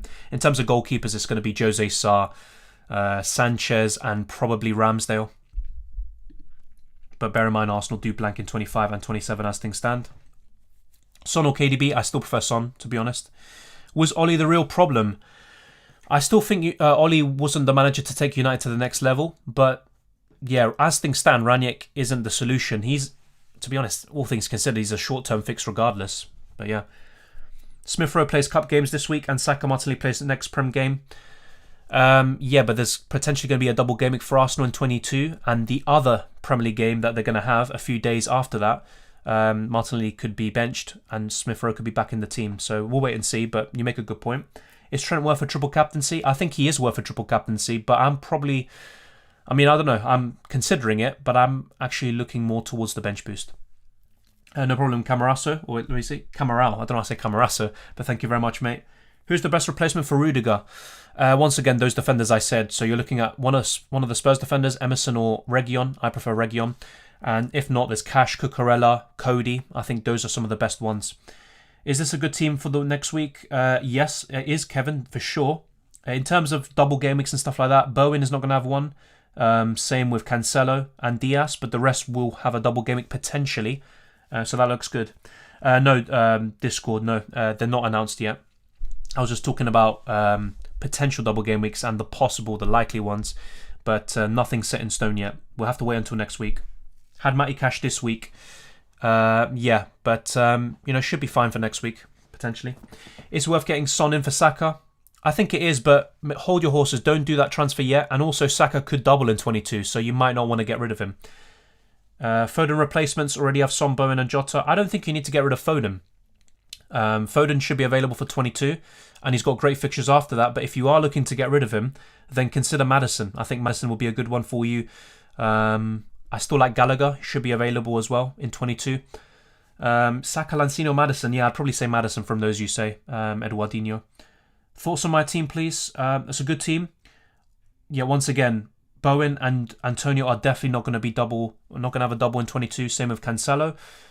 So you could always consider maybe moving them about, even though Antonio and Bowen are good long-term options, and Cancelo, to be honest. You probably want to keep those. Yeah,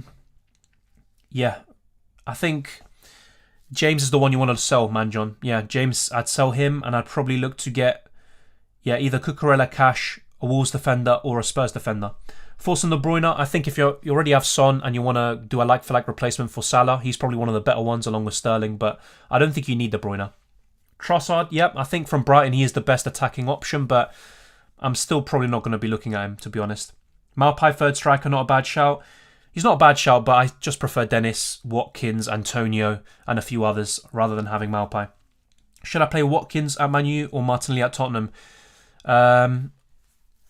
As things stand, to be honest, I'd still probably go for Watkins. But, both teams are probably going to double, and that will change your perspective on who you bench and who you play. Is it a good idea to completely sell Ronaldo? I don't think it's a bad idea, if I'm being honest. You can spread the money around, go for a Watkins and just have more money available and bolster your squad. Or you could get Harry Kane in, who plays in a better team right now, and Harry Kane is in very good form. But you could also keep Ronaldo. I don't think there's a right or wrong to it. Just expect a lot of inconsistency. And is Ronaldo worth 12.5 million? No. Are you still with Foden? Yes, and I probably will keep him as things stand. Good time to be here. Boost next week. I might bench boost next week. Yeah, I might take a -8 and just focus on bench boosting. Watkins or Antonio? That's tough. I mean, I still might edge towards Watkins, but it's 50-50, if I'm being honest. I think they're both really good. Antonio has been better all season, to be fair, or across the whole season. Welcome, Aranya. Thank you for tuning in. Saka or Martinelli? Right now, Saka. He has been very good, very consistent. And also in Martinelli, I think during the double game week in 22, if he has one, I think he's more likely to be benched than Saka. Welcome, Lage. Good to see you, or great to see you as well. Thank you very much. If there is still 2 free hits, use one now, potentially, but I don't think you have to. So I'm not sure what your team is, but I don't think you need to necessarily in most cases. And if you can afford to save it, maybe you can save one for Game Week 30 and then the other one for another double Game Week. There's going to be plenty more to come. Might get the double Game Week plus Brozier, just take a -8 and bench boost. Yeah, I think that's also another opportunity, another possibility. I'm looking to maybe -8 and do the same thing. Thank you, Aranya, for becoming a member once again. Much appreciated, mate. How can I improve my team? Says Kevin. I think your team's good. Once again, your City players, I mean, look, as much as I like Foden and I think he's worth keeping, you could possibly move him on for a double Game Week player like James Madison. Yeah, you could do that, for example. Yeah, I think that's one thing you could do. And another thing you can do is just any single Game Week players like Diaz, even though he's a good long-term hold, or Bowen, you could actually sell them and get double Game Week players and look to bench boost. It's almost 5 a.m. here. So tired. See you soon and good luck for the remaining double Game Week. Thank you very much for staying up and good luck as well, Wei-Sing. Gundogan replacements, Madison, I think. Madison's a good one. Tielemans, you're looking at Jarrod Bowen, who you probably have already. Elise, if he can nail down that spot at Palace, looks good. Conor Gallagher. Yeah, I think those are all good. Jota's the kind of no-brainer, I think. Firmino's an option. I think on a free hit he is, but once again, I just wouldn't go for a triple up in Liverpool because it blocks a spot for getting Salah back in 24, 25. I plan to bench boost Game Week 22. Should I get rid of Cancelo and Bernardo Silva and get 2 double Game Week players in? I'd say get rid of Bernardo Silva, but I keep Cancelo. Lou, yeah. Further replacements, I just stated some Kuro. Hey mate, love the content. Who will not get a double Game Week in 22? Obviously, a lot is subject to confirmation, but in terms of teams that are definitely not doubling, as far as I'm concerned, it's West Ham and City. They're not going to double in 22. This next Game Week is going to be madness. I think so, but at least we have over a week to process it. Would you sell Foden if you bench boost? If I bench boost, I probably won't. I'll just be selling Livramento, Salah, and Reece James, and I'll take a -8. If I had 2 free transfers, then I would possibly take another hit and then get rid of Foden, but for a -12 I don't think it's necessary to do that. Rafinha's among the best options. Yeah, that's true. If Leeds have a double Game Week, I'm still not a big fan of Leeds, but Bamford could be back soon. He just needs to build back that match fitness, and Rafinha's a good option. Yeah. Is -12 to bench boost a good idea? I think it's a good idea, but in my case I'm looking to -8 and bench boost. I mean, yeah, with a bench boost you're probably going to be getting between 10 and 30 points depending on how many games actually go ahead. Thoughts on the Chelsea-Liverpool game today? It was an amazing game. I actually didn't watch it live, but yeah, that Kovacic goal, for example, was amazing. And, those mistakes from both teams with Trent and Chalobah, for example, there was just all sorts of controversy. Mane should have been sent off, but yeah, amazing game. And City were the real winners from the weekend, to be honest. Antonio or Bowen, who to sell? I don't think you need to sell any of them, but if you do decide to, that's tough actually. I'd maybe say Antonio. You can get Watkins instead. You can have Dennis and you can have another striker like a Harry Kane. And you don't necessarily need Antonio. But yeah, I think they're both viable keeps as well. What do you think about bringing in De Bruyne? I think it's a good idea, but you can always go for a cheaper midfielder instead. But the thing with De Bruyne, which is very good, he can be a placeholder for Salah once again when you look to bring him back in. Which teams are getting double in 22? I covered this earlier in the stream, Corey, if you want, replay the stream. But basically, West Ham and City are not going to be doubling in 22. And then the rest is subject to confirmation. But basically, let me just read this out for you. So, Everton, Burnley, Tottenham, Watford, Brighton, Arsenal, Leicester, Leeds, they all are likely to double. Then we're looking at the others. So from now on, these are teams that are possibly doubling rather than likely doubling. Brentford, Man United, Liverpool, Chelsea, Villa, Wolves, Newcastle, Norwich, Palace and Southampton. They could all double, but it's less likely than the original teams I mentioned. Should I sell Bernardo and Watkins? I don't think you need to, but I think if, for example, you can get rid of Bernardo for another double game week player, I think it's worth it. I would keep Watkins. Firmino has COVID, yeah, true, but he will be available for Game Week 22. And either way, I wouldn't look to get Firmino in. Only for a free hit, potentially, but even then, I probably wouldn't. Triple Liverpool defence on a free hit? No, because I would get Jota in. I don't think it makes any sense to not go for Jota on a free hit. I think it could be a great captaincy option in Game Week 22. If I have Davis and Spurs have a double game week, should I move him to Dyer just to guarantee he plays both games? I had Davis. I don't think so. Davis has kind of been in and out recently because he had COVID and he's just coming back. But I don't think you need to make that transfer. I can see why you say that. And maybe it's a good idea and you're on the right path. But I would rather bolster up your squad with more double game week players. Replace the single game weekers like Gundogan, for example. I think that's an easy move. And yeah, just look to bolster your squad. Sell Sterling to Madison plus Brozier to Calvert-Lewin for a -4. It's not a bad idea, but I don't think you need to. And once again, wait until the confirmation, because what if Southampton have the double and in the end, let's say Calvert-Lewin doesn't, which is unlikely, but you never know. So it's a good set of transfers though, Nicholas, and just wait. But if things turn out the way we expect, I think it's a good hit. Just don't do it yet. De Gea or Ramsdale for Game Week 22?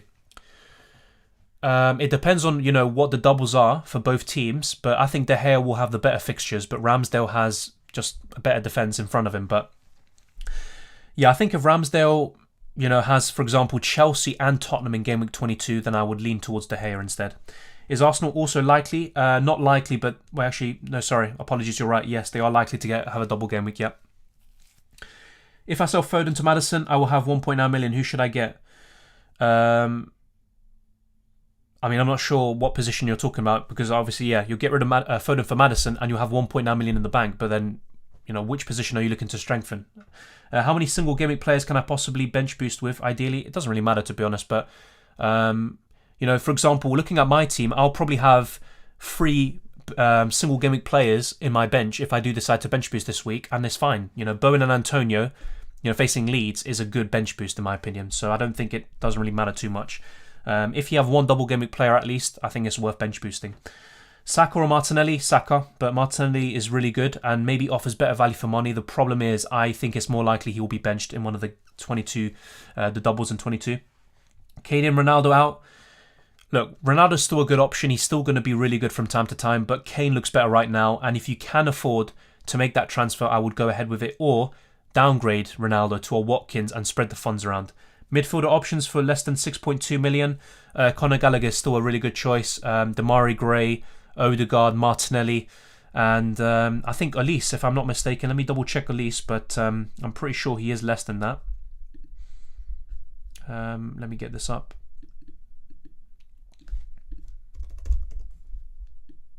Let's see.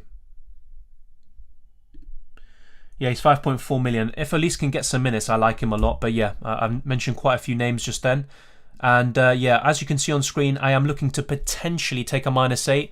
So Cucurella, Cash or Cody could come in. And maybe Region 2 for Reece James and Livramento, and Heung-min Son in for Salah for a -8. And I would bench boost with this team. I would have, 4 single game week players potentially in Cancelo, Foden, Bowen and Antonio. The rest could all double, and if that's the case, I am looking to bench boost if the COVID situation kind of calms down a little bit. And obviously, thank you very much to everyone who's been smashing the like button and all of that. And if you haven't already, please do so and subscribe to the channel. And obviously, we've got quite a lot of you here today. Same with the last few streams and videos. So thank you very much. Let's go back to your chat questions. Ramsdale out and Sarr in. It's not a bad idea, but I don't think you need to make that transfer once again. I would probably focus more on your outfield players, and if you're happy with your outfield players, then maybe make that transfer if you have 2 available. Reasons for you not triple captaining Jota? I mean, it's a good idea, it's a good choice, but in my case, I mean, I think a bench boost could actually be the best course of action. But once again, it depends on the COVID situation in 2 weeks' time. If it has calmed down, I am actually very tempted to do so because my team is well set up for Game Week 22. But yeah, I think I'll probably use the triple captaincy in a smaller double game week later on. For Madison, especially if Leicester City have a double game week, I think he's one of the better options, around 6-7 million. So he's a good option. And yeah, I mean, if I was able to, I would actually consider taking another -4 and getting rid of Foden for Madison. But I'm not sure if I will. I mean, I'll wait and see. Will Everton have a double game week? Obviously, nothing's confirmed, but they are likely to have another double in 22. That's why a lot of people got Keenan, DCL and Gray in 21. Can you show your team with the transfers? Yeah, this is what it is. I'm not going to make the transfers then show you how my team would line up for 22, but this is what my team would look like with transfers. Opinions on keeping Smith Rowe? If it's a sell, I have 0.4 million in the bank. I'd still probably sell if possible because he's probably going to play 1 out of the 2 games in 22, and after that he'll probably be on the bench from time to time. What are the double game weeks?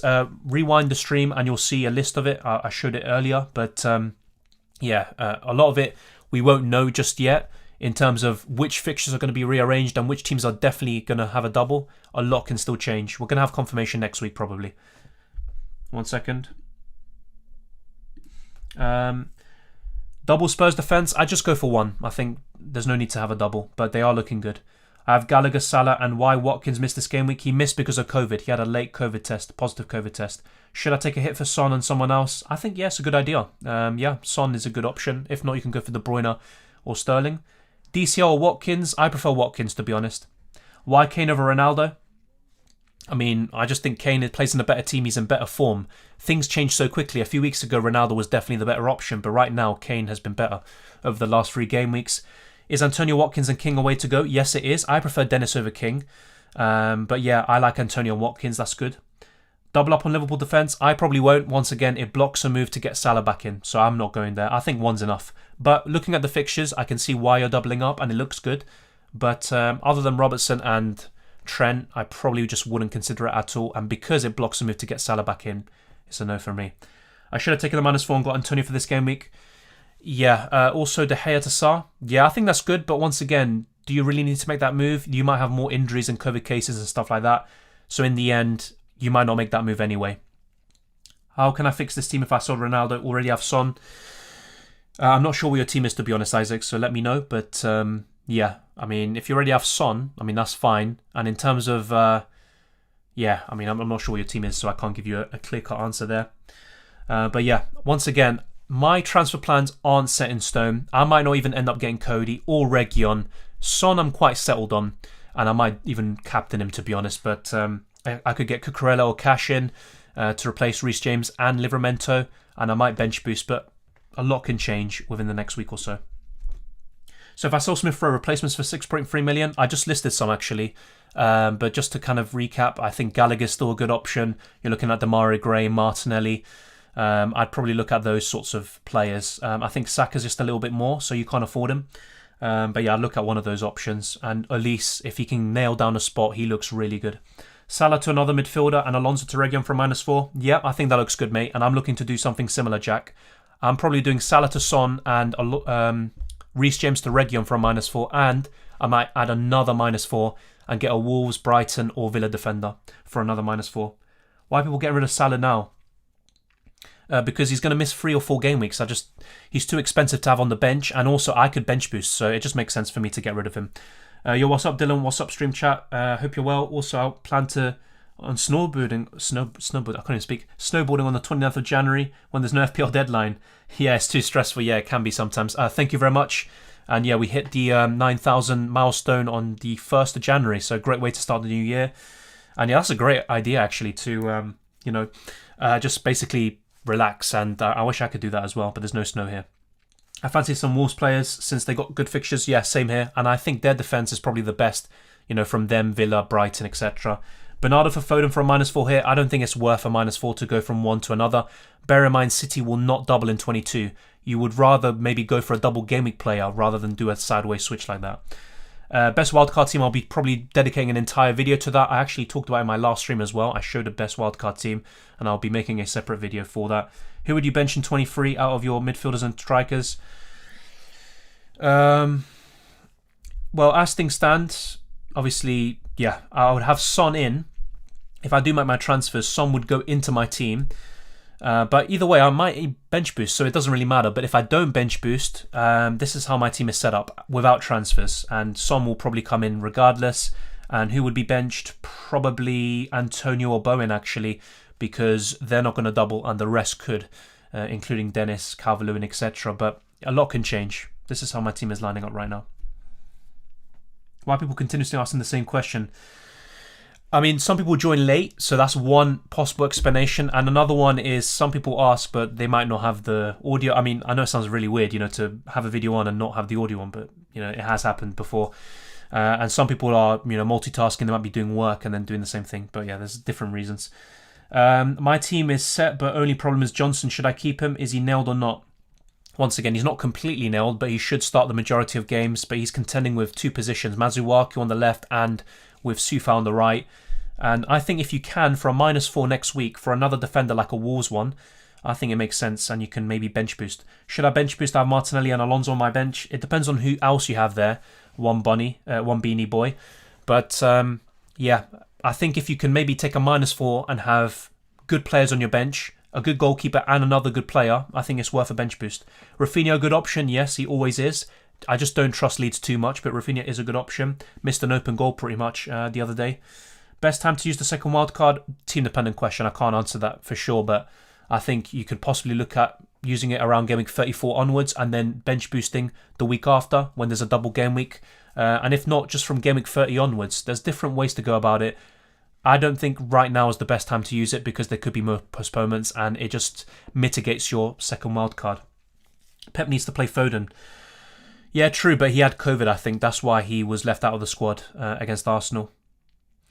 But guys, remember in like 6 game weeks, everyone bought in Wolves players for good fixtures, but they let everyone down. But they did really well in the tough fixtures. I mean, look, the thing with Wolves, they still offer good value, but yeah, they're not going to guarantee you points, of course. No one does, but they're still good options. Best captains in the next 6. I'm not sure if it's worth looking too far ahead because so much could change. But in game week 22, I think you're looking at Son, Kane, Jota, Trent as the 4 best captaincy options this week. I'd probably look at them, and Ronaldo's still a great choice.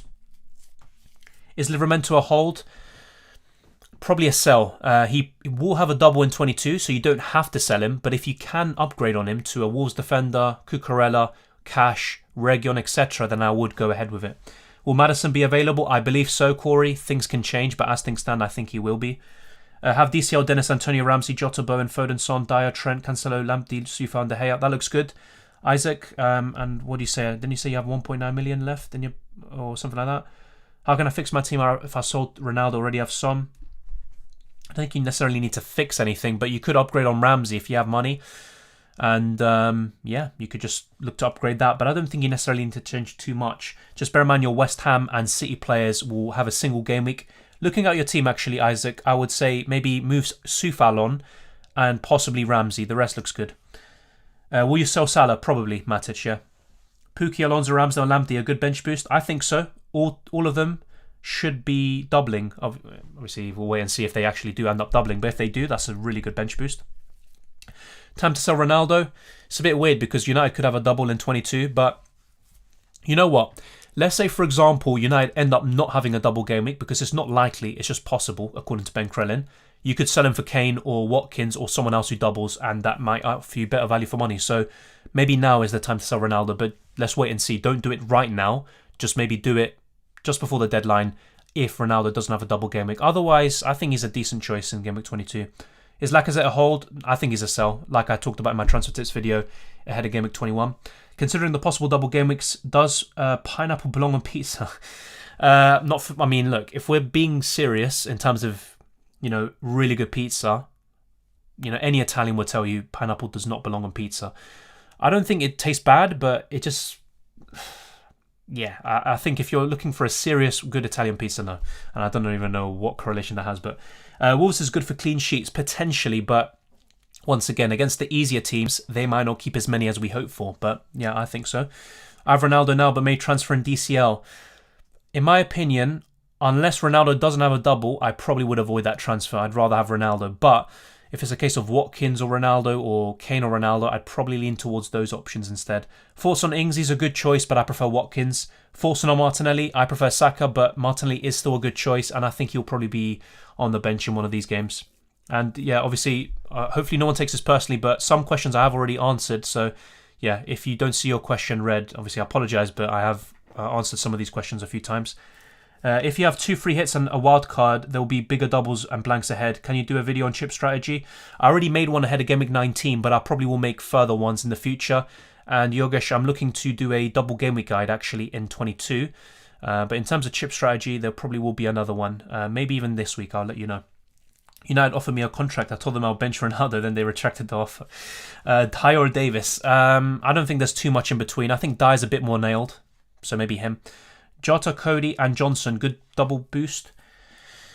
I think so. Just bear in mind Johnson will not have a double. I would never bench Jota anyway. You could captain Jota this week, but that is a good bench boost.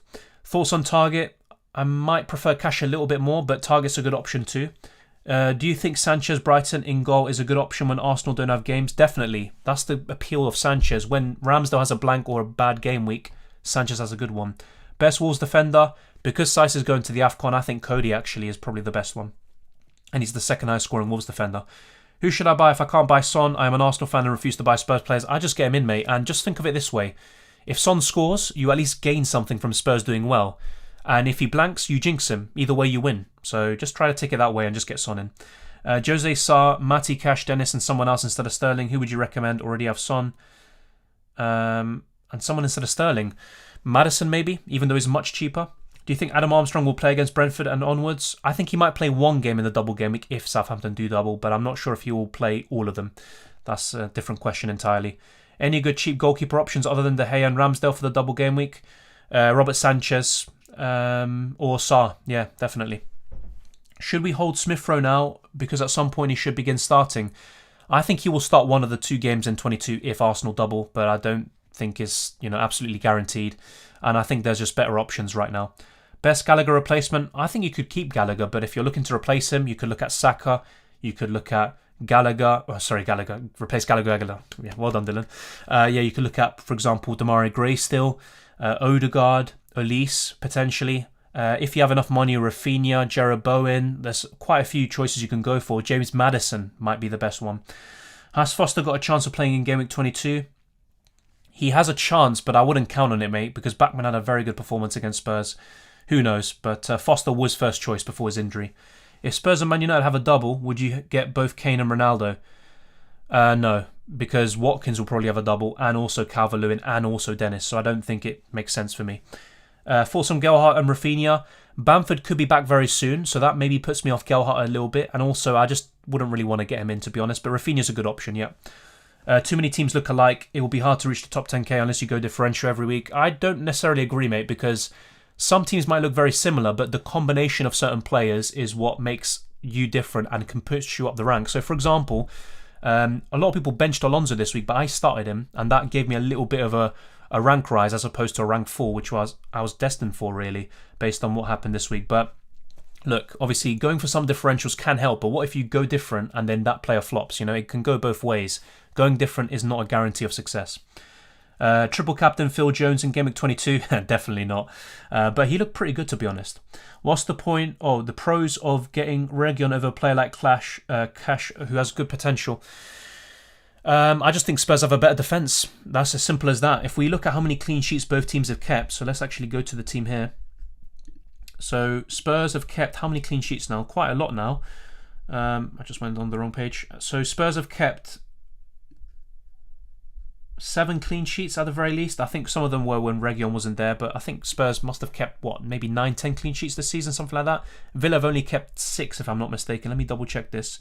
But yeah, basically Spurs have a better defence. They have better underlying numbers as well. And Spurs have more games to be rescheduled, and they're pretty good fixtures as well. Villa have better fixtures, that's true. But their defence leaves a lot to be desired. So that's what I would say about that. But yeah, you make a good point. Thank you, Isaac. Forson Diaz, he doesn't have a double game week in 22, but he is a really good choice. If you want to double up on any defence, it probably is City. You could also go for Laporte, though, who's cheaper.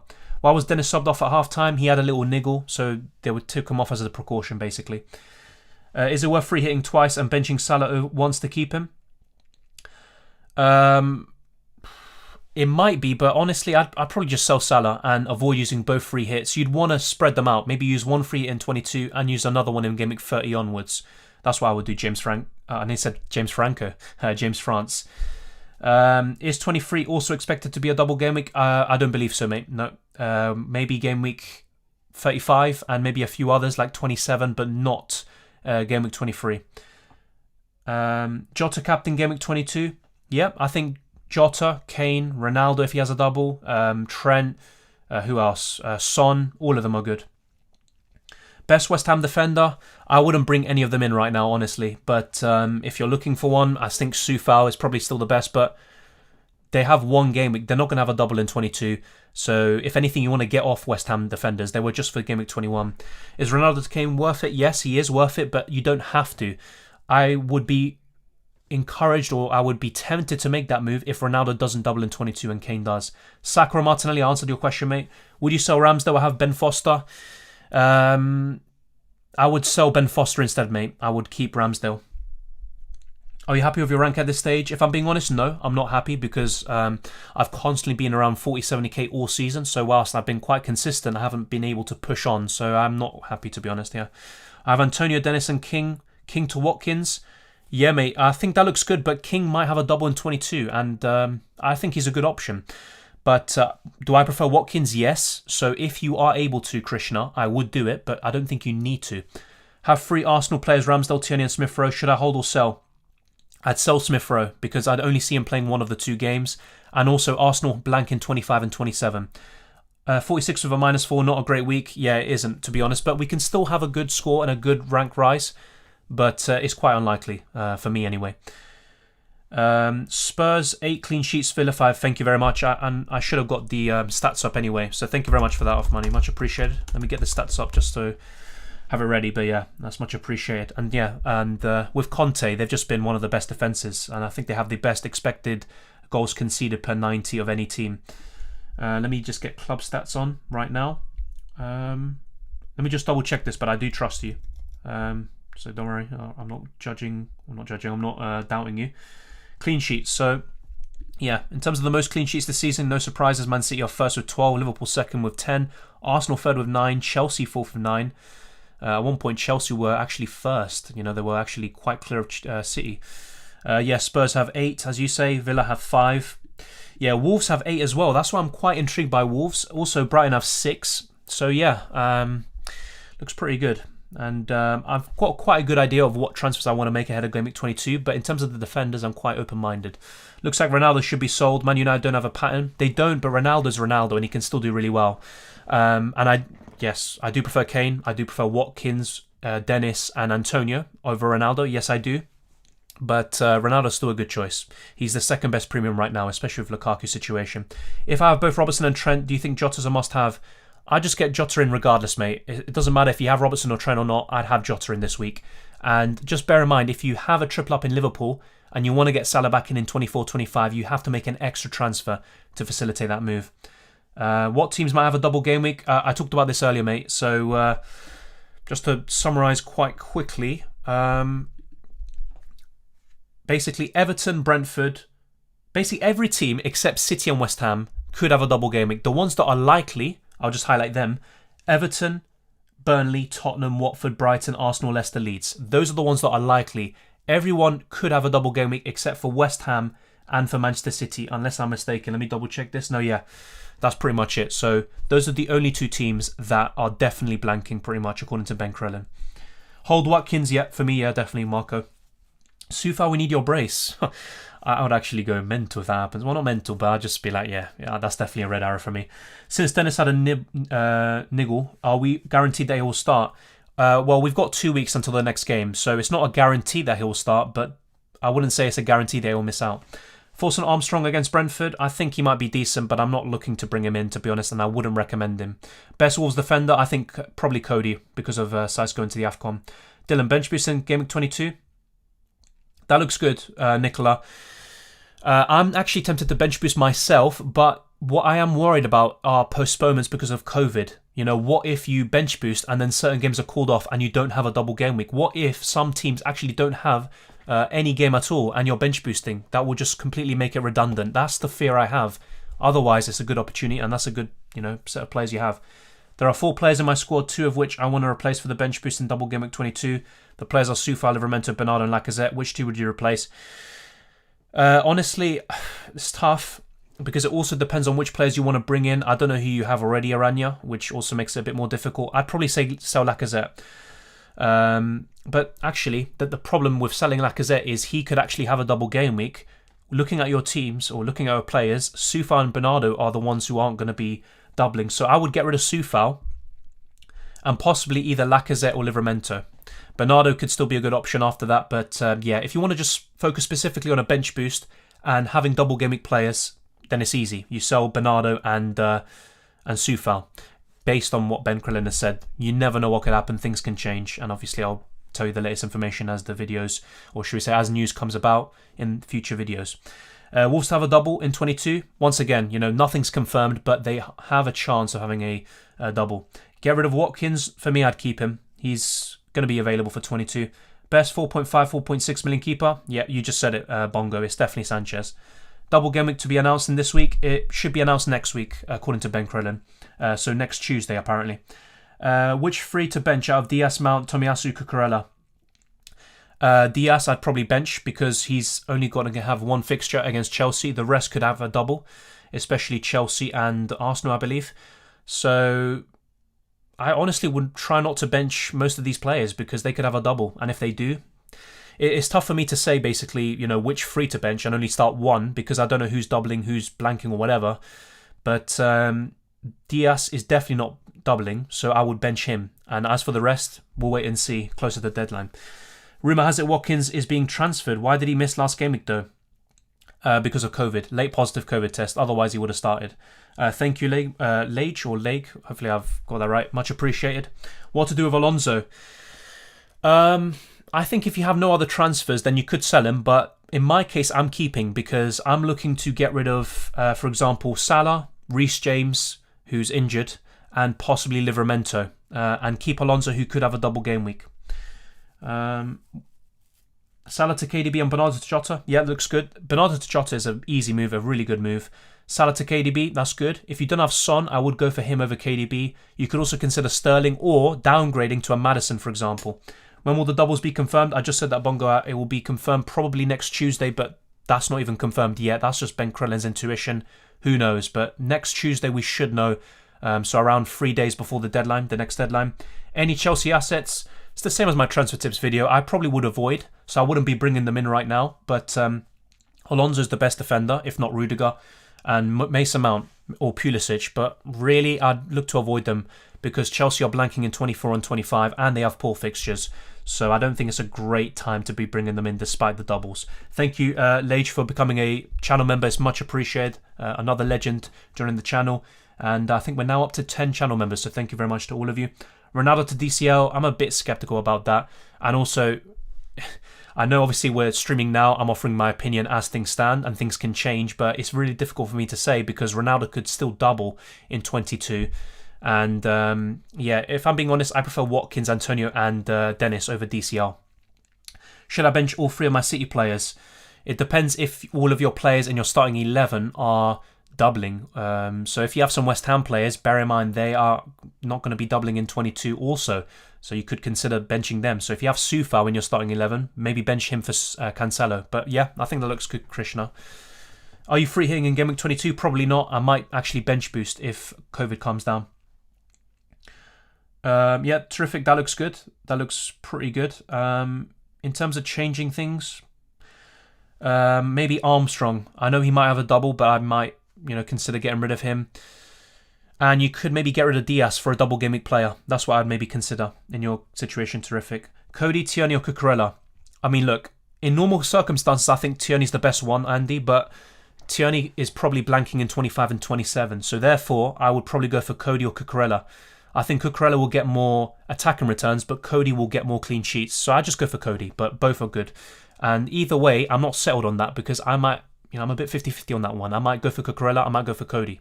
Who knows? Should we keep the West Ham trio next round? I'd sell Soufal, but keep the other two. Kamikaze, what a name, by the way. Bench Martinelli or Target? That's tough because both of them could double. I'd probably bench Martinelli actually because there's a chance of him being benched for one of the games. Who has the best double game week fixtures coming up? Nothing's confirmed because we just don't know yet in terms of which fixtures are going into which teams are definitely going to be doubling. So honestly, I can't answer that for sure. I can have a check and give you an idea, but yeah, I can't tell you anything for sure right now. King or DCL? That's tough. If it was Dennis or DCL, it's definitely Dennis. This is a bit tougher. I'd probably still say King though. I have one free transfer and 3.9 million in the bank, says Golden Boys. What would you do? I would get rid of Soufal for sure because he only has one game against Leeds and you can get a double game week player. Williams actually is another one. Yeah, Williams is the first guy I'd get rid of. Dennis, Soufal probably. The rest is fine, I think. You don't need to get rid of them, but yeah, hopefully you got that, Golden Boys. And in terms of players you could get in, you could look at Region, Cash, Cucurella, Cody, etc. For those two players I said. King or DC... Oh yes, sorry, I said that. Salah for who? Already have Jota, Son and Bowen. Consider Madison or maybe a City midfielder, but just bear in mind with a City midfielder, they don't double in 22. So I would be more inclined to go for a cheaper midfielder who does have a double in 22. Who's going to double? We just don't know yet. I can just give you an idea. And as I said before, City and West Ham are the only teams that are definitely not going to double. And who knows who's actually going to double. Let's wait and see. But I read them out earlier in terms of who's likely and who's not. Kindly, my team. Any recommendations? I think I'd sell Smith Rowe. Yeah, I'd sell Smith Rowe and possibly Bernardo Silva. Tabitha. So I think for me it's easy. I would sell Bernardo Silva for Jota and I'd sell Smith Rowe. That's a bit tougher. You could sell him for Saka just because he's a bit more nailed.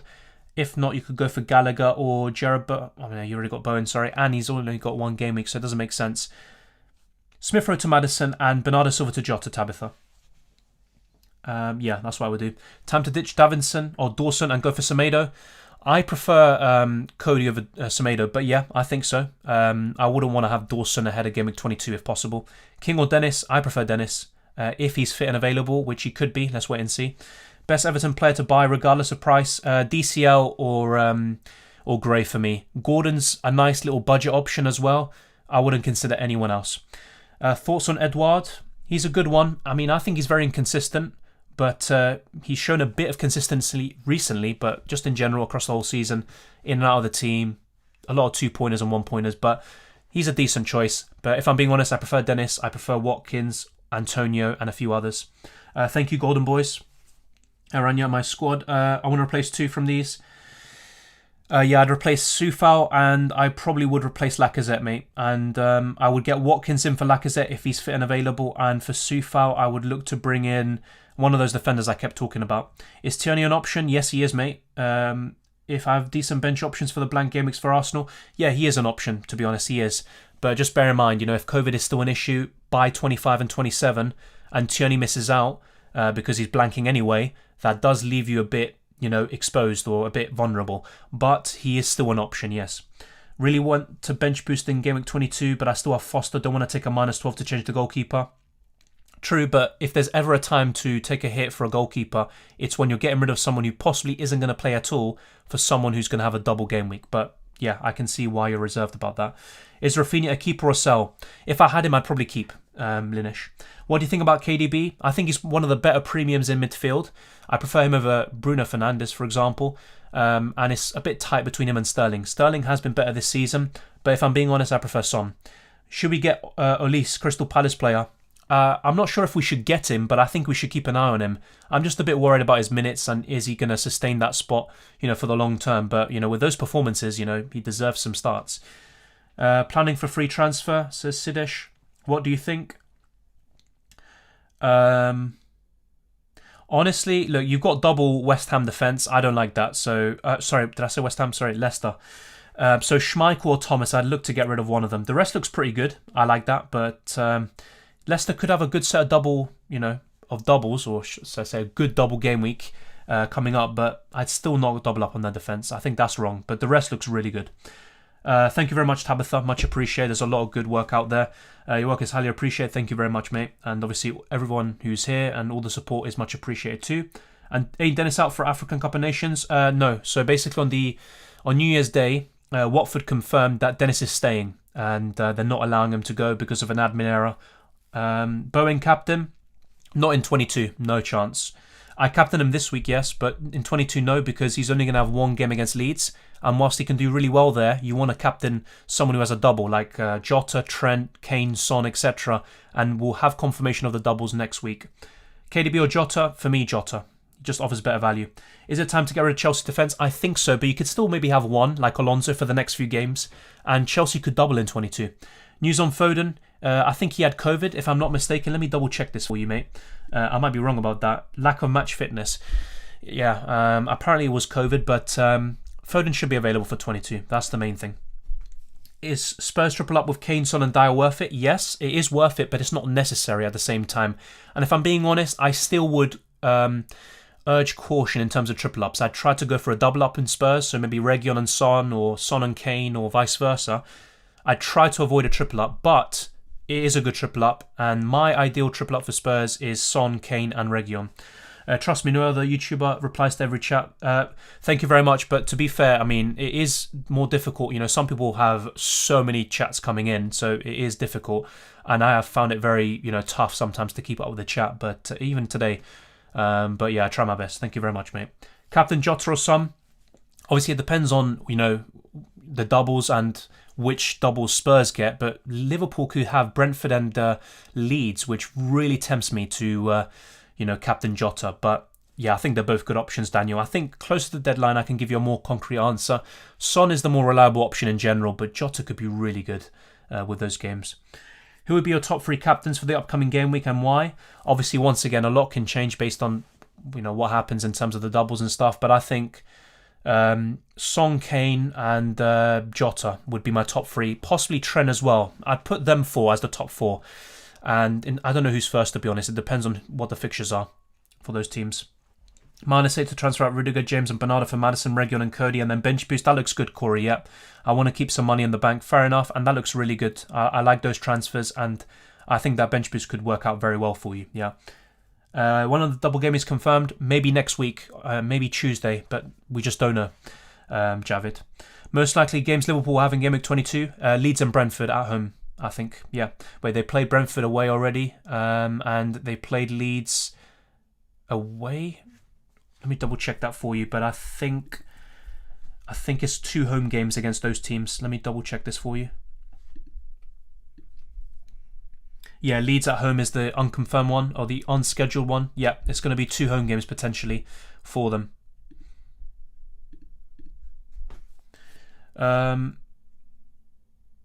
Who's betting the long term out of Cody and Tierney? That's a good question. I think Tierney, look, when I'm saying long term, I mean up until the end of the season. I prefer Tierney, but because of the blanks in 25 and 27, if we're looking at the next 5-10 game weeks, I prefer Cody. So that's kind of just a simple answer there. Dennis or Watkins? I still prefer Dennis because of the value for money and how good he's been, but Watkins is good too. Keep Cancelo? Yes, I'd keep him still. So you think Cucurella could be good left back for Chelsea on loan? I just don't see Cucurella going to Chelsea on loan, to be honest, but he would be, yeah. Who's your favourite player in the Premier League? Good question.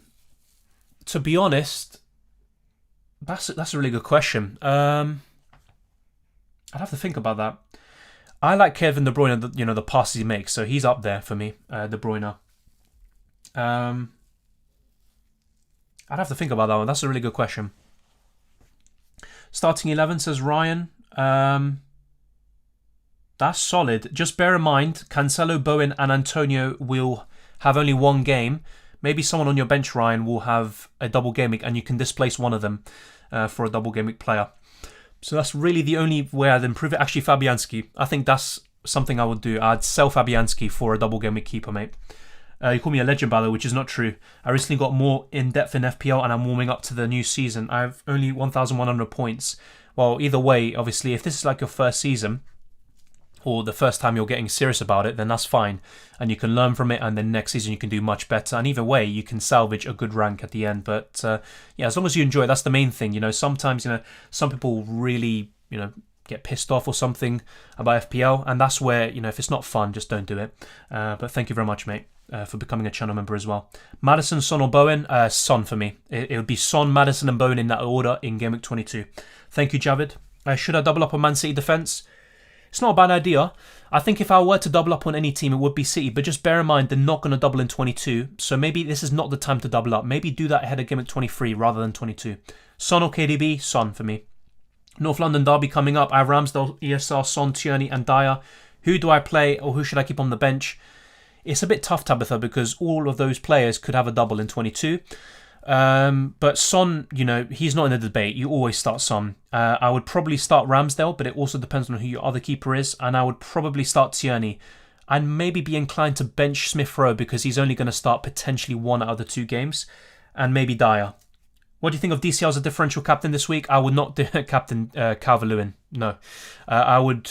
Look, obviously being different is good and it could be the difference. So if you're really confident in Calvert-Lewin, then go for it. He might have a really good set of fixtures in 22. But I'd honestly look at a Liverpool or Spurs player, especially if they double. Triple on Liverpool? Not for me because it blocks a move to Salah. So I'd double up on Liverpool right now. Who do you support? I support Arsenal.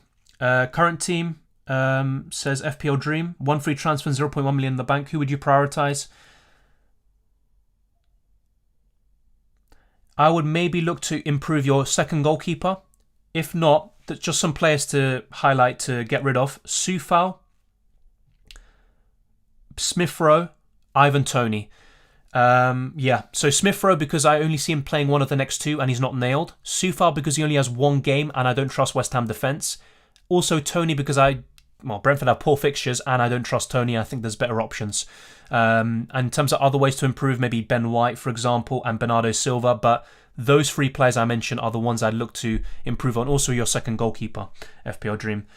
Which team has the best possible double game week? Probably Liverpool in Leeds and Brentford at home. Jota captain potentially, but obviously things can change and I'm not settled on it yet. If Livramento and Villa get a double game week, I'm going to -4 and bench boost my plan. Yeah. Even if Livramento, has a double, I might just sell him anyway for another -4. Watkins and Cody or Kane and Marcel's replacements for Sufa and Lacazette for my team. Already have Son and Dyer.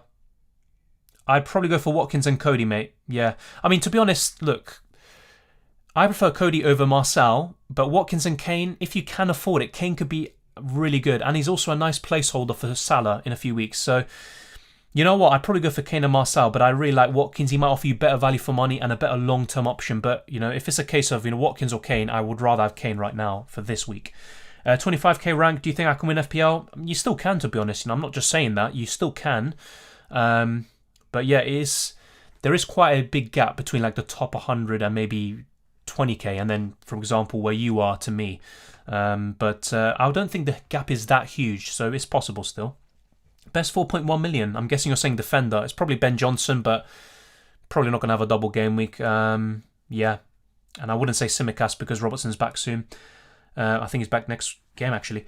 Last year was my first year. Now I'm 15k overall. That's very good, mate. 15k is a great rank. Yeah, I'll try to reach the top 500k for now. Obviously, yeah. I think you could definitely get to that. You could even get into the top 100k. So, yeah. I have triple West Ham. I'm probably win a wild card. Yeah, I mean, just bear in mind with a wild card, if postponements happen, that could undo your plans. But yeah, I think it's not an L. Bowen and Antonio are good options. Just the West Ham defence. They can still keep a clean sheet against Norwich, so it's not a complete L. Your top 3 budget strikers at the moment. Dennis, for sure. He's always the top one. I mean, he's the best striker right now. When you say budget, I'm guessing you're saying 5-6 million. So I'd probably say King and Brozier. So those are the top 3. But then again, you probably have to factor Edouard in. So you know what? I'd probably go for Dennis, Edouard, and Brozier as the top 3. A few tips on getting a high rank in FPL. Well, this is coming from someone who's finished 67k and 55k, so I don't claim to be an expert. I'm just making videos because I enjoy them. I also enjoy engaging with the community. But in terms of getting a high rank in FPL, I think you have to find a way of playing that suits you.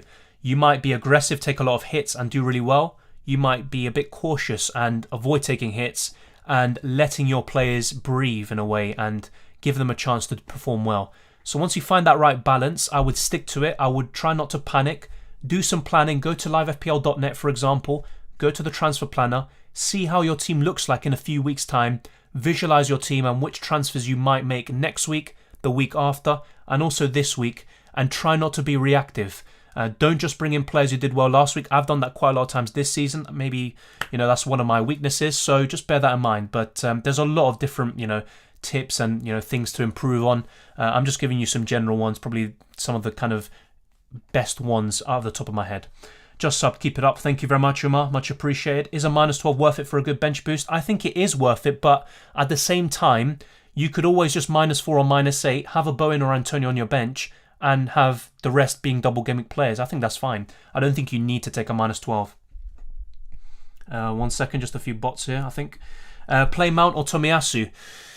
I'd probably go for Mason Mount, but bear in mind that Chelsea and Arsenal have a pretty poor set of double gimmick fixtures if indeed they do double. Who should I replace Rafinha with? You could just hold him, but if you do replace him, Madison is a good one for like replacement. Which single game week players would you keep with a free hit? On a free hit, I'd be tempted to not go for any, single game weekers. I'd just focus on double game week players, if I'm being honest. But Jarrod Bowen, Antonio, Cancelo are the ones I'd be considering keeping, especially the West Ham attack, as I said. Triple captain Jota, it's a good opportunity, mate. I think it's a good opportunity and a good decision, a good choice. I probably won't go for it, and let's wait and see if Liverpool do indeed double. What is the reason you prefer Cody and why not Marcel? Good question. Marcel is cheaper. I just think that Cody is more likely to get bonus points. That's why I'd go for Cody. What do you think about Watkins owners? Do you think should do since he's flagged? It's because he has COVID. He should be available for 22. I'd keep him, honestly. I'd keep Watkins. I'm actually, if I was looking for a striker, I'd look to bring him in. Has Kane had good form over the last few games? I believe so. Yeah, he's looked really good. Even against Watford, had some nice shots. He looks really sharp. Some nice turns, some nice movements, some nice. It's back of the Kane of old. And then the last few games, he's been scoring goals. Very unlucky not to have a brace against Southampton, so I think he's been great. There is also Gerhardt from Leeds, true, but then again, Bamford should be back fairly soon. I think he just needs to build back his match fitness. And I do prefer other strikers, to be honest, the ones I said in terms of the budget ones, but he is a good option. Replacement for Phil Foden, have Bowen, Son, Jota, Gray. Obviously, it depends on who doubles, but I think Madison could be a good one. Best back three, Cancelo, Robertson, Trent. Potentially, but once again with Robertson, if you have Jota, Trent and Robertson, how do you get Salah back in 24-25? You might have to do 2 or 3 moves to get Salah back in, which is not ideal. Is Burnley player a good pick? Yeah, Burnley have a lot of games in hand. Cornet could be good, maybe Taylor, but if I'm being honest, Burnley are poor defensively, so I'd avoid their defenders. Cornet is a decent choice, but there's better options elsewhere. I'd honestly avoid Burnley, and I'll be talking about this in my double Game Week 22 guide. What week is the best plan to bring back Salah? 24 or 25. And that's when he's going to be coming back from the African Cup of Nations. Forson Malpai, honestly, look, he's a decent choice, but I just don't trust Brighton offensively, and I would rather go for Dennis, Watkins, Antonio, and a few others. Is double Game Week 22 confirmed? There should be a double Game Week in 22. It would be very surprising if there wasn't. But are the actual doubles confirmed? No. We probably have to wait until next Tuesday. Thank you to everyone who's been tuning in today. We've covered quite a lot today. We talked about the possible doubles. We talked about my transfer plans. We talked about so much stuff. And thank you to everyone who decided to tune in today. It's much appreciated. If you haven't already, smash the like button and subscribe for new. We're going to be wrapping up very soon. But much appreciated all the support here. And yeah, you can follow me on Twitter and Instagram. It's Dylan_RCM. You can also join the Discord server. The link is in the description below. We're almost at 100 members there, so be sure to check that out. We're almost at 1,000 followers on Twitter and Instagram, so any follows are much appreciated, and it also increases your chances of featuring in future videos when you send in your teams, and I'm doing a rating your team video. There could be one for this week. I'll let you guys know what content is coming along the way, but there probably will be a best wildcard team video, best free hit, a double Game Week 22 guide, transfer tips video, team selection, and much more, including the normal deadline stream at a Game Week 22. So thank you to everyone who decided to tune in today. And I'll try to read out any last few comments before wrapping up. Bernard or Semedo or Lamptey or Burn or Johnson or Thomas in defence to replace Masuaku. Probably Lamptey or Semedo, mate. I'm not a huge fan of Semedo. I would probably just say go for Cody. But yeah, I think Wolves have the best defence from those you mentioned. And Lamptey's also another good choice. Cornet's going to AFCON. Yeah, true. Once again, I forgot that. That's my fault. Yeah. And either way, I wouldn't go for Cornet. But yeah, Cornet's going to the African Cup of Nations.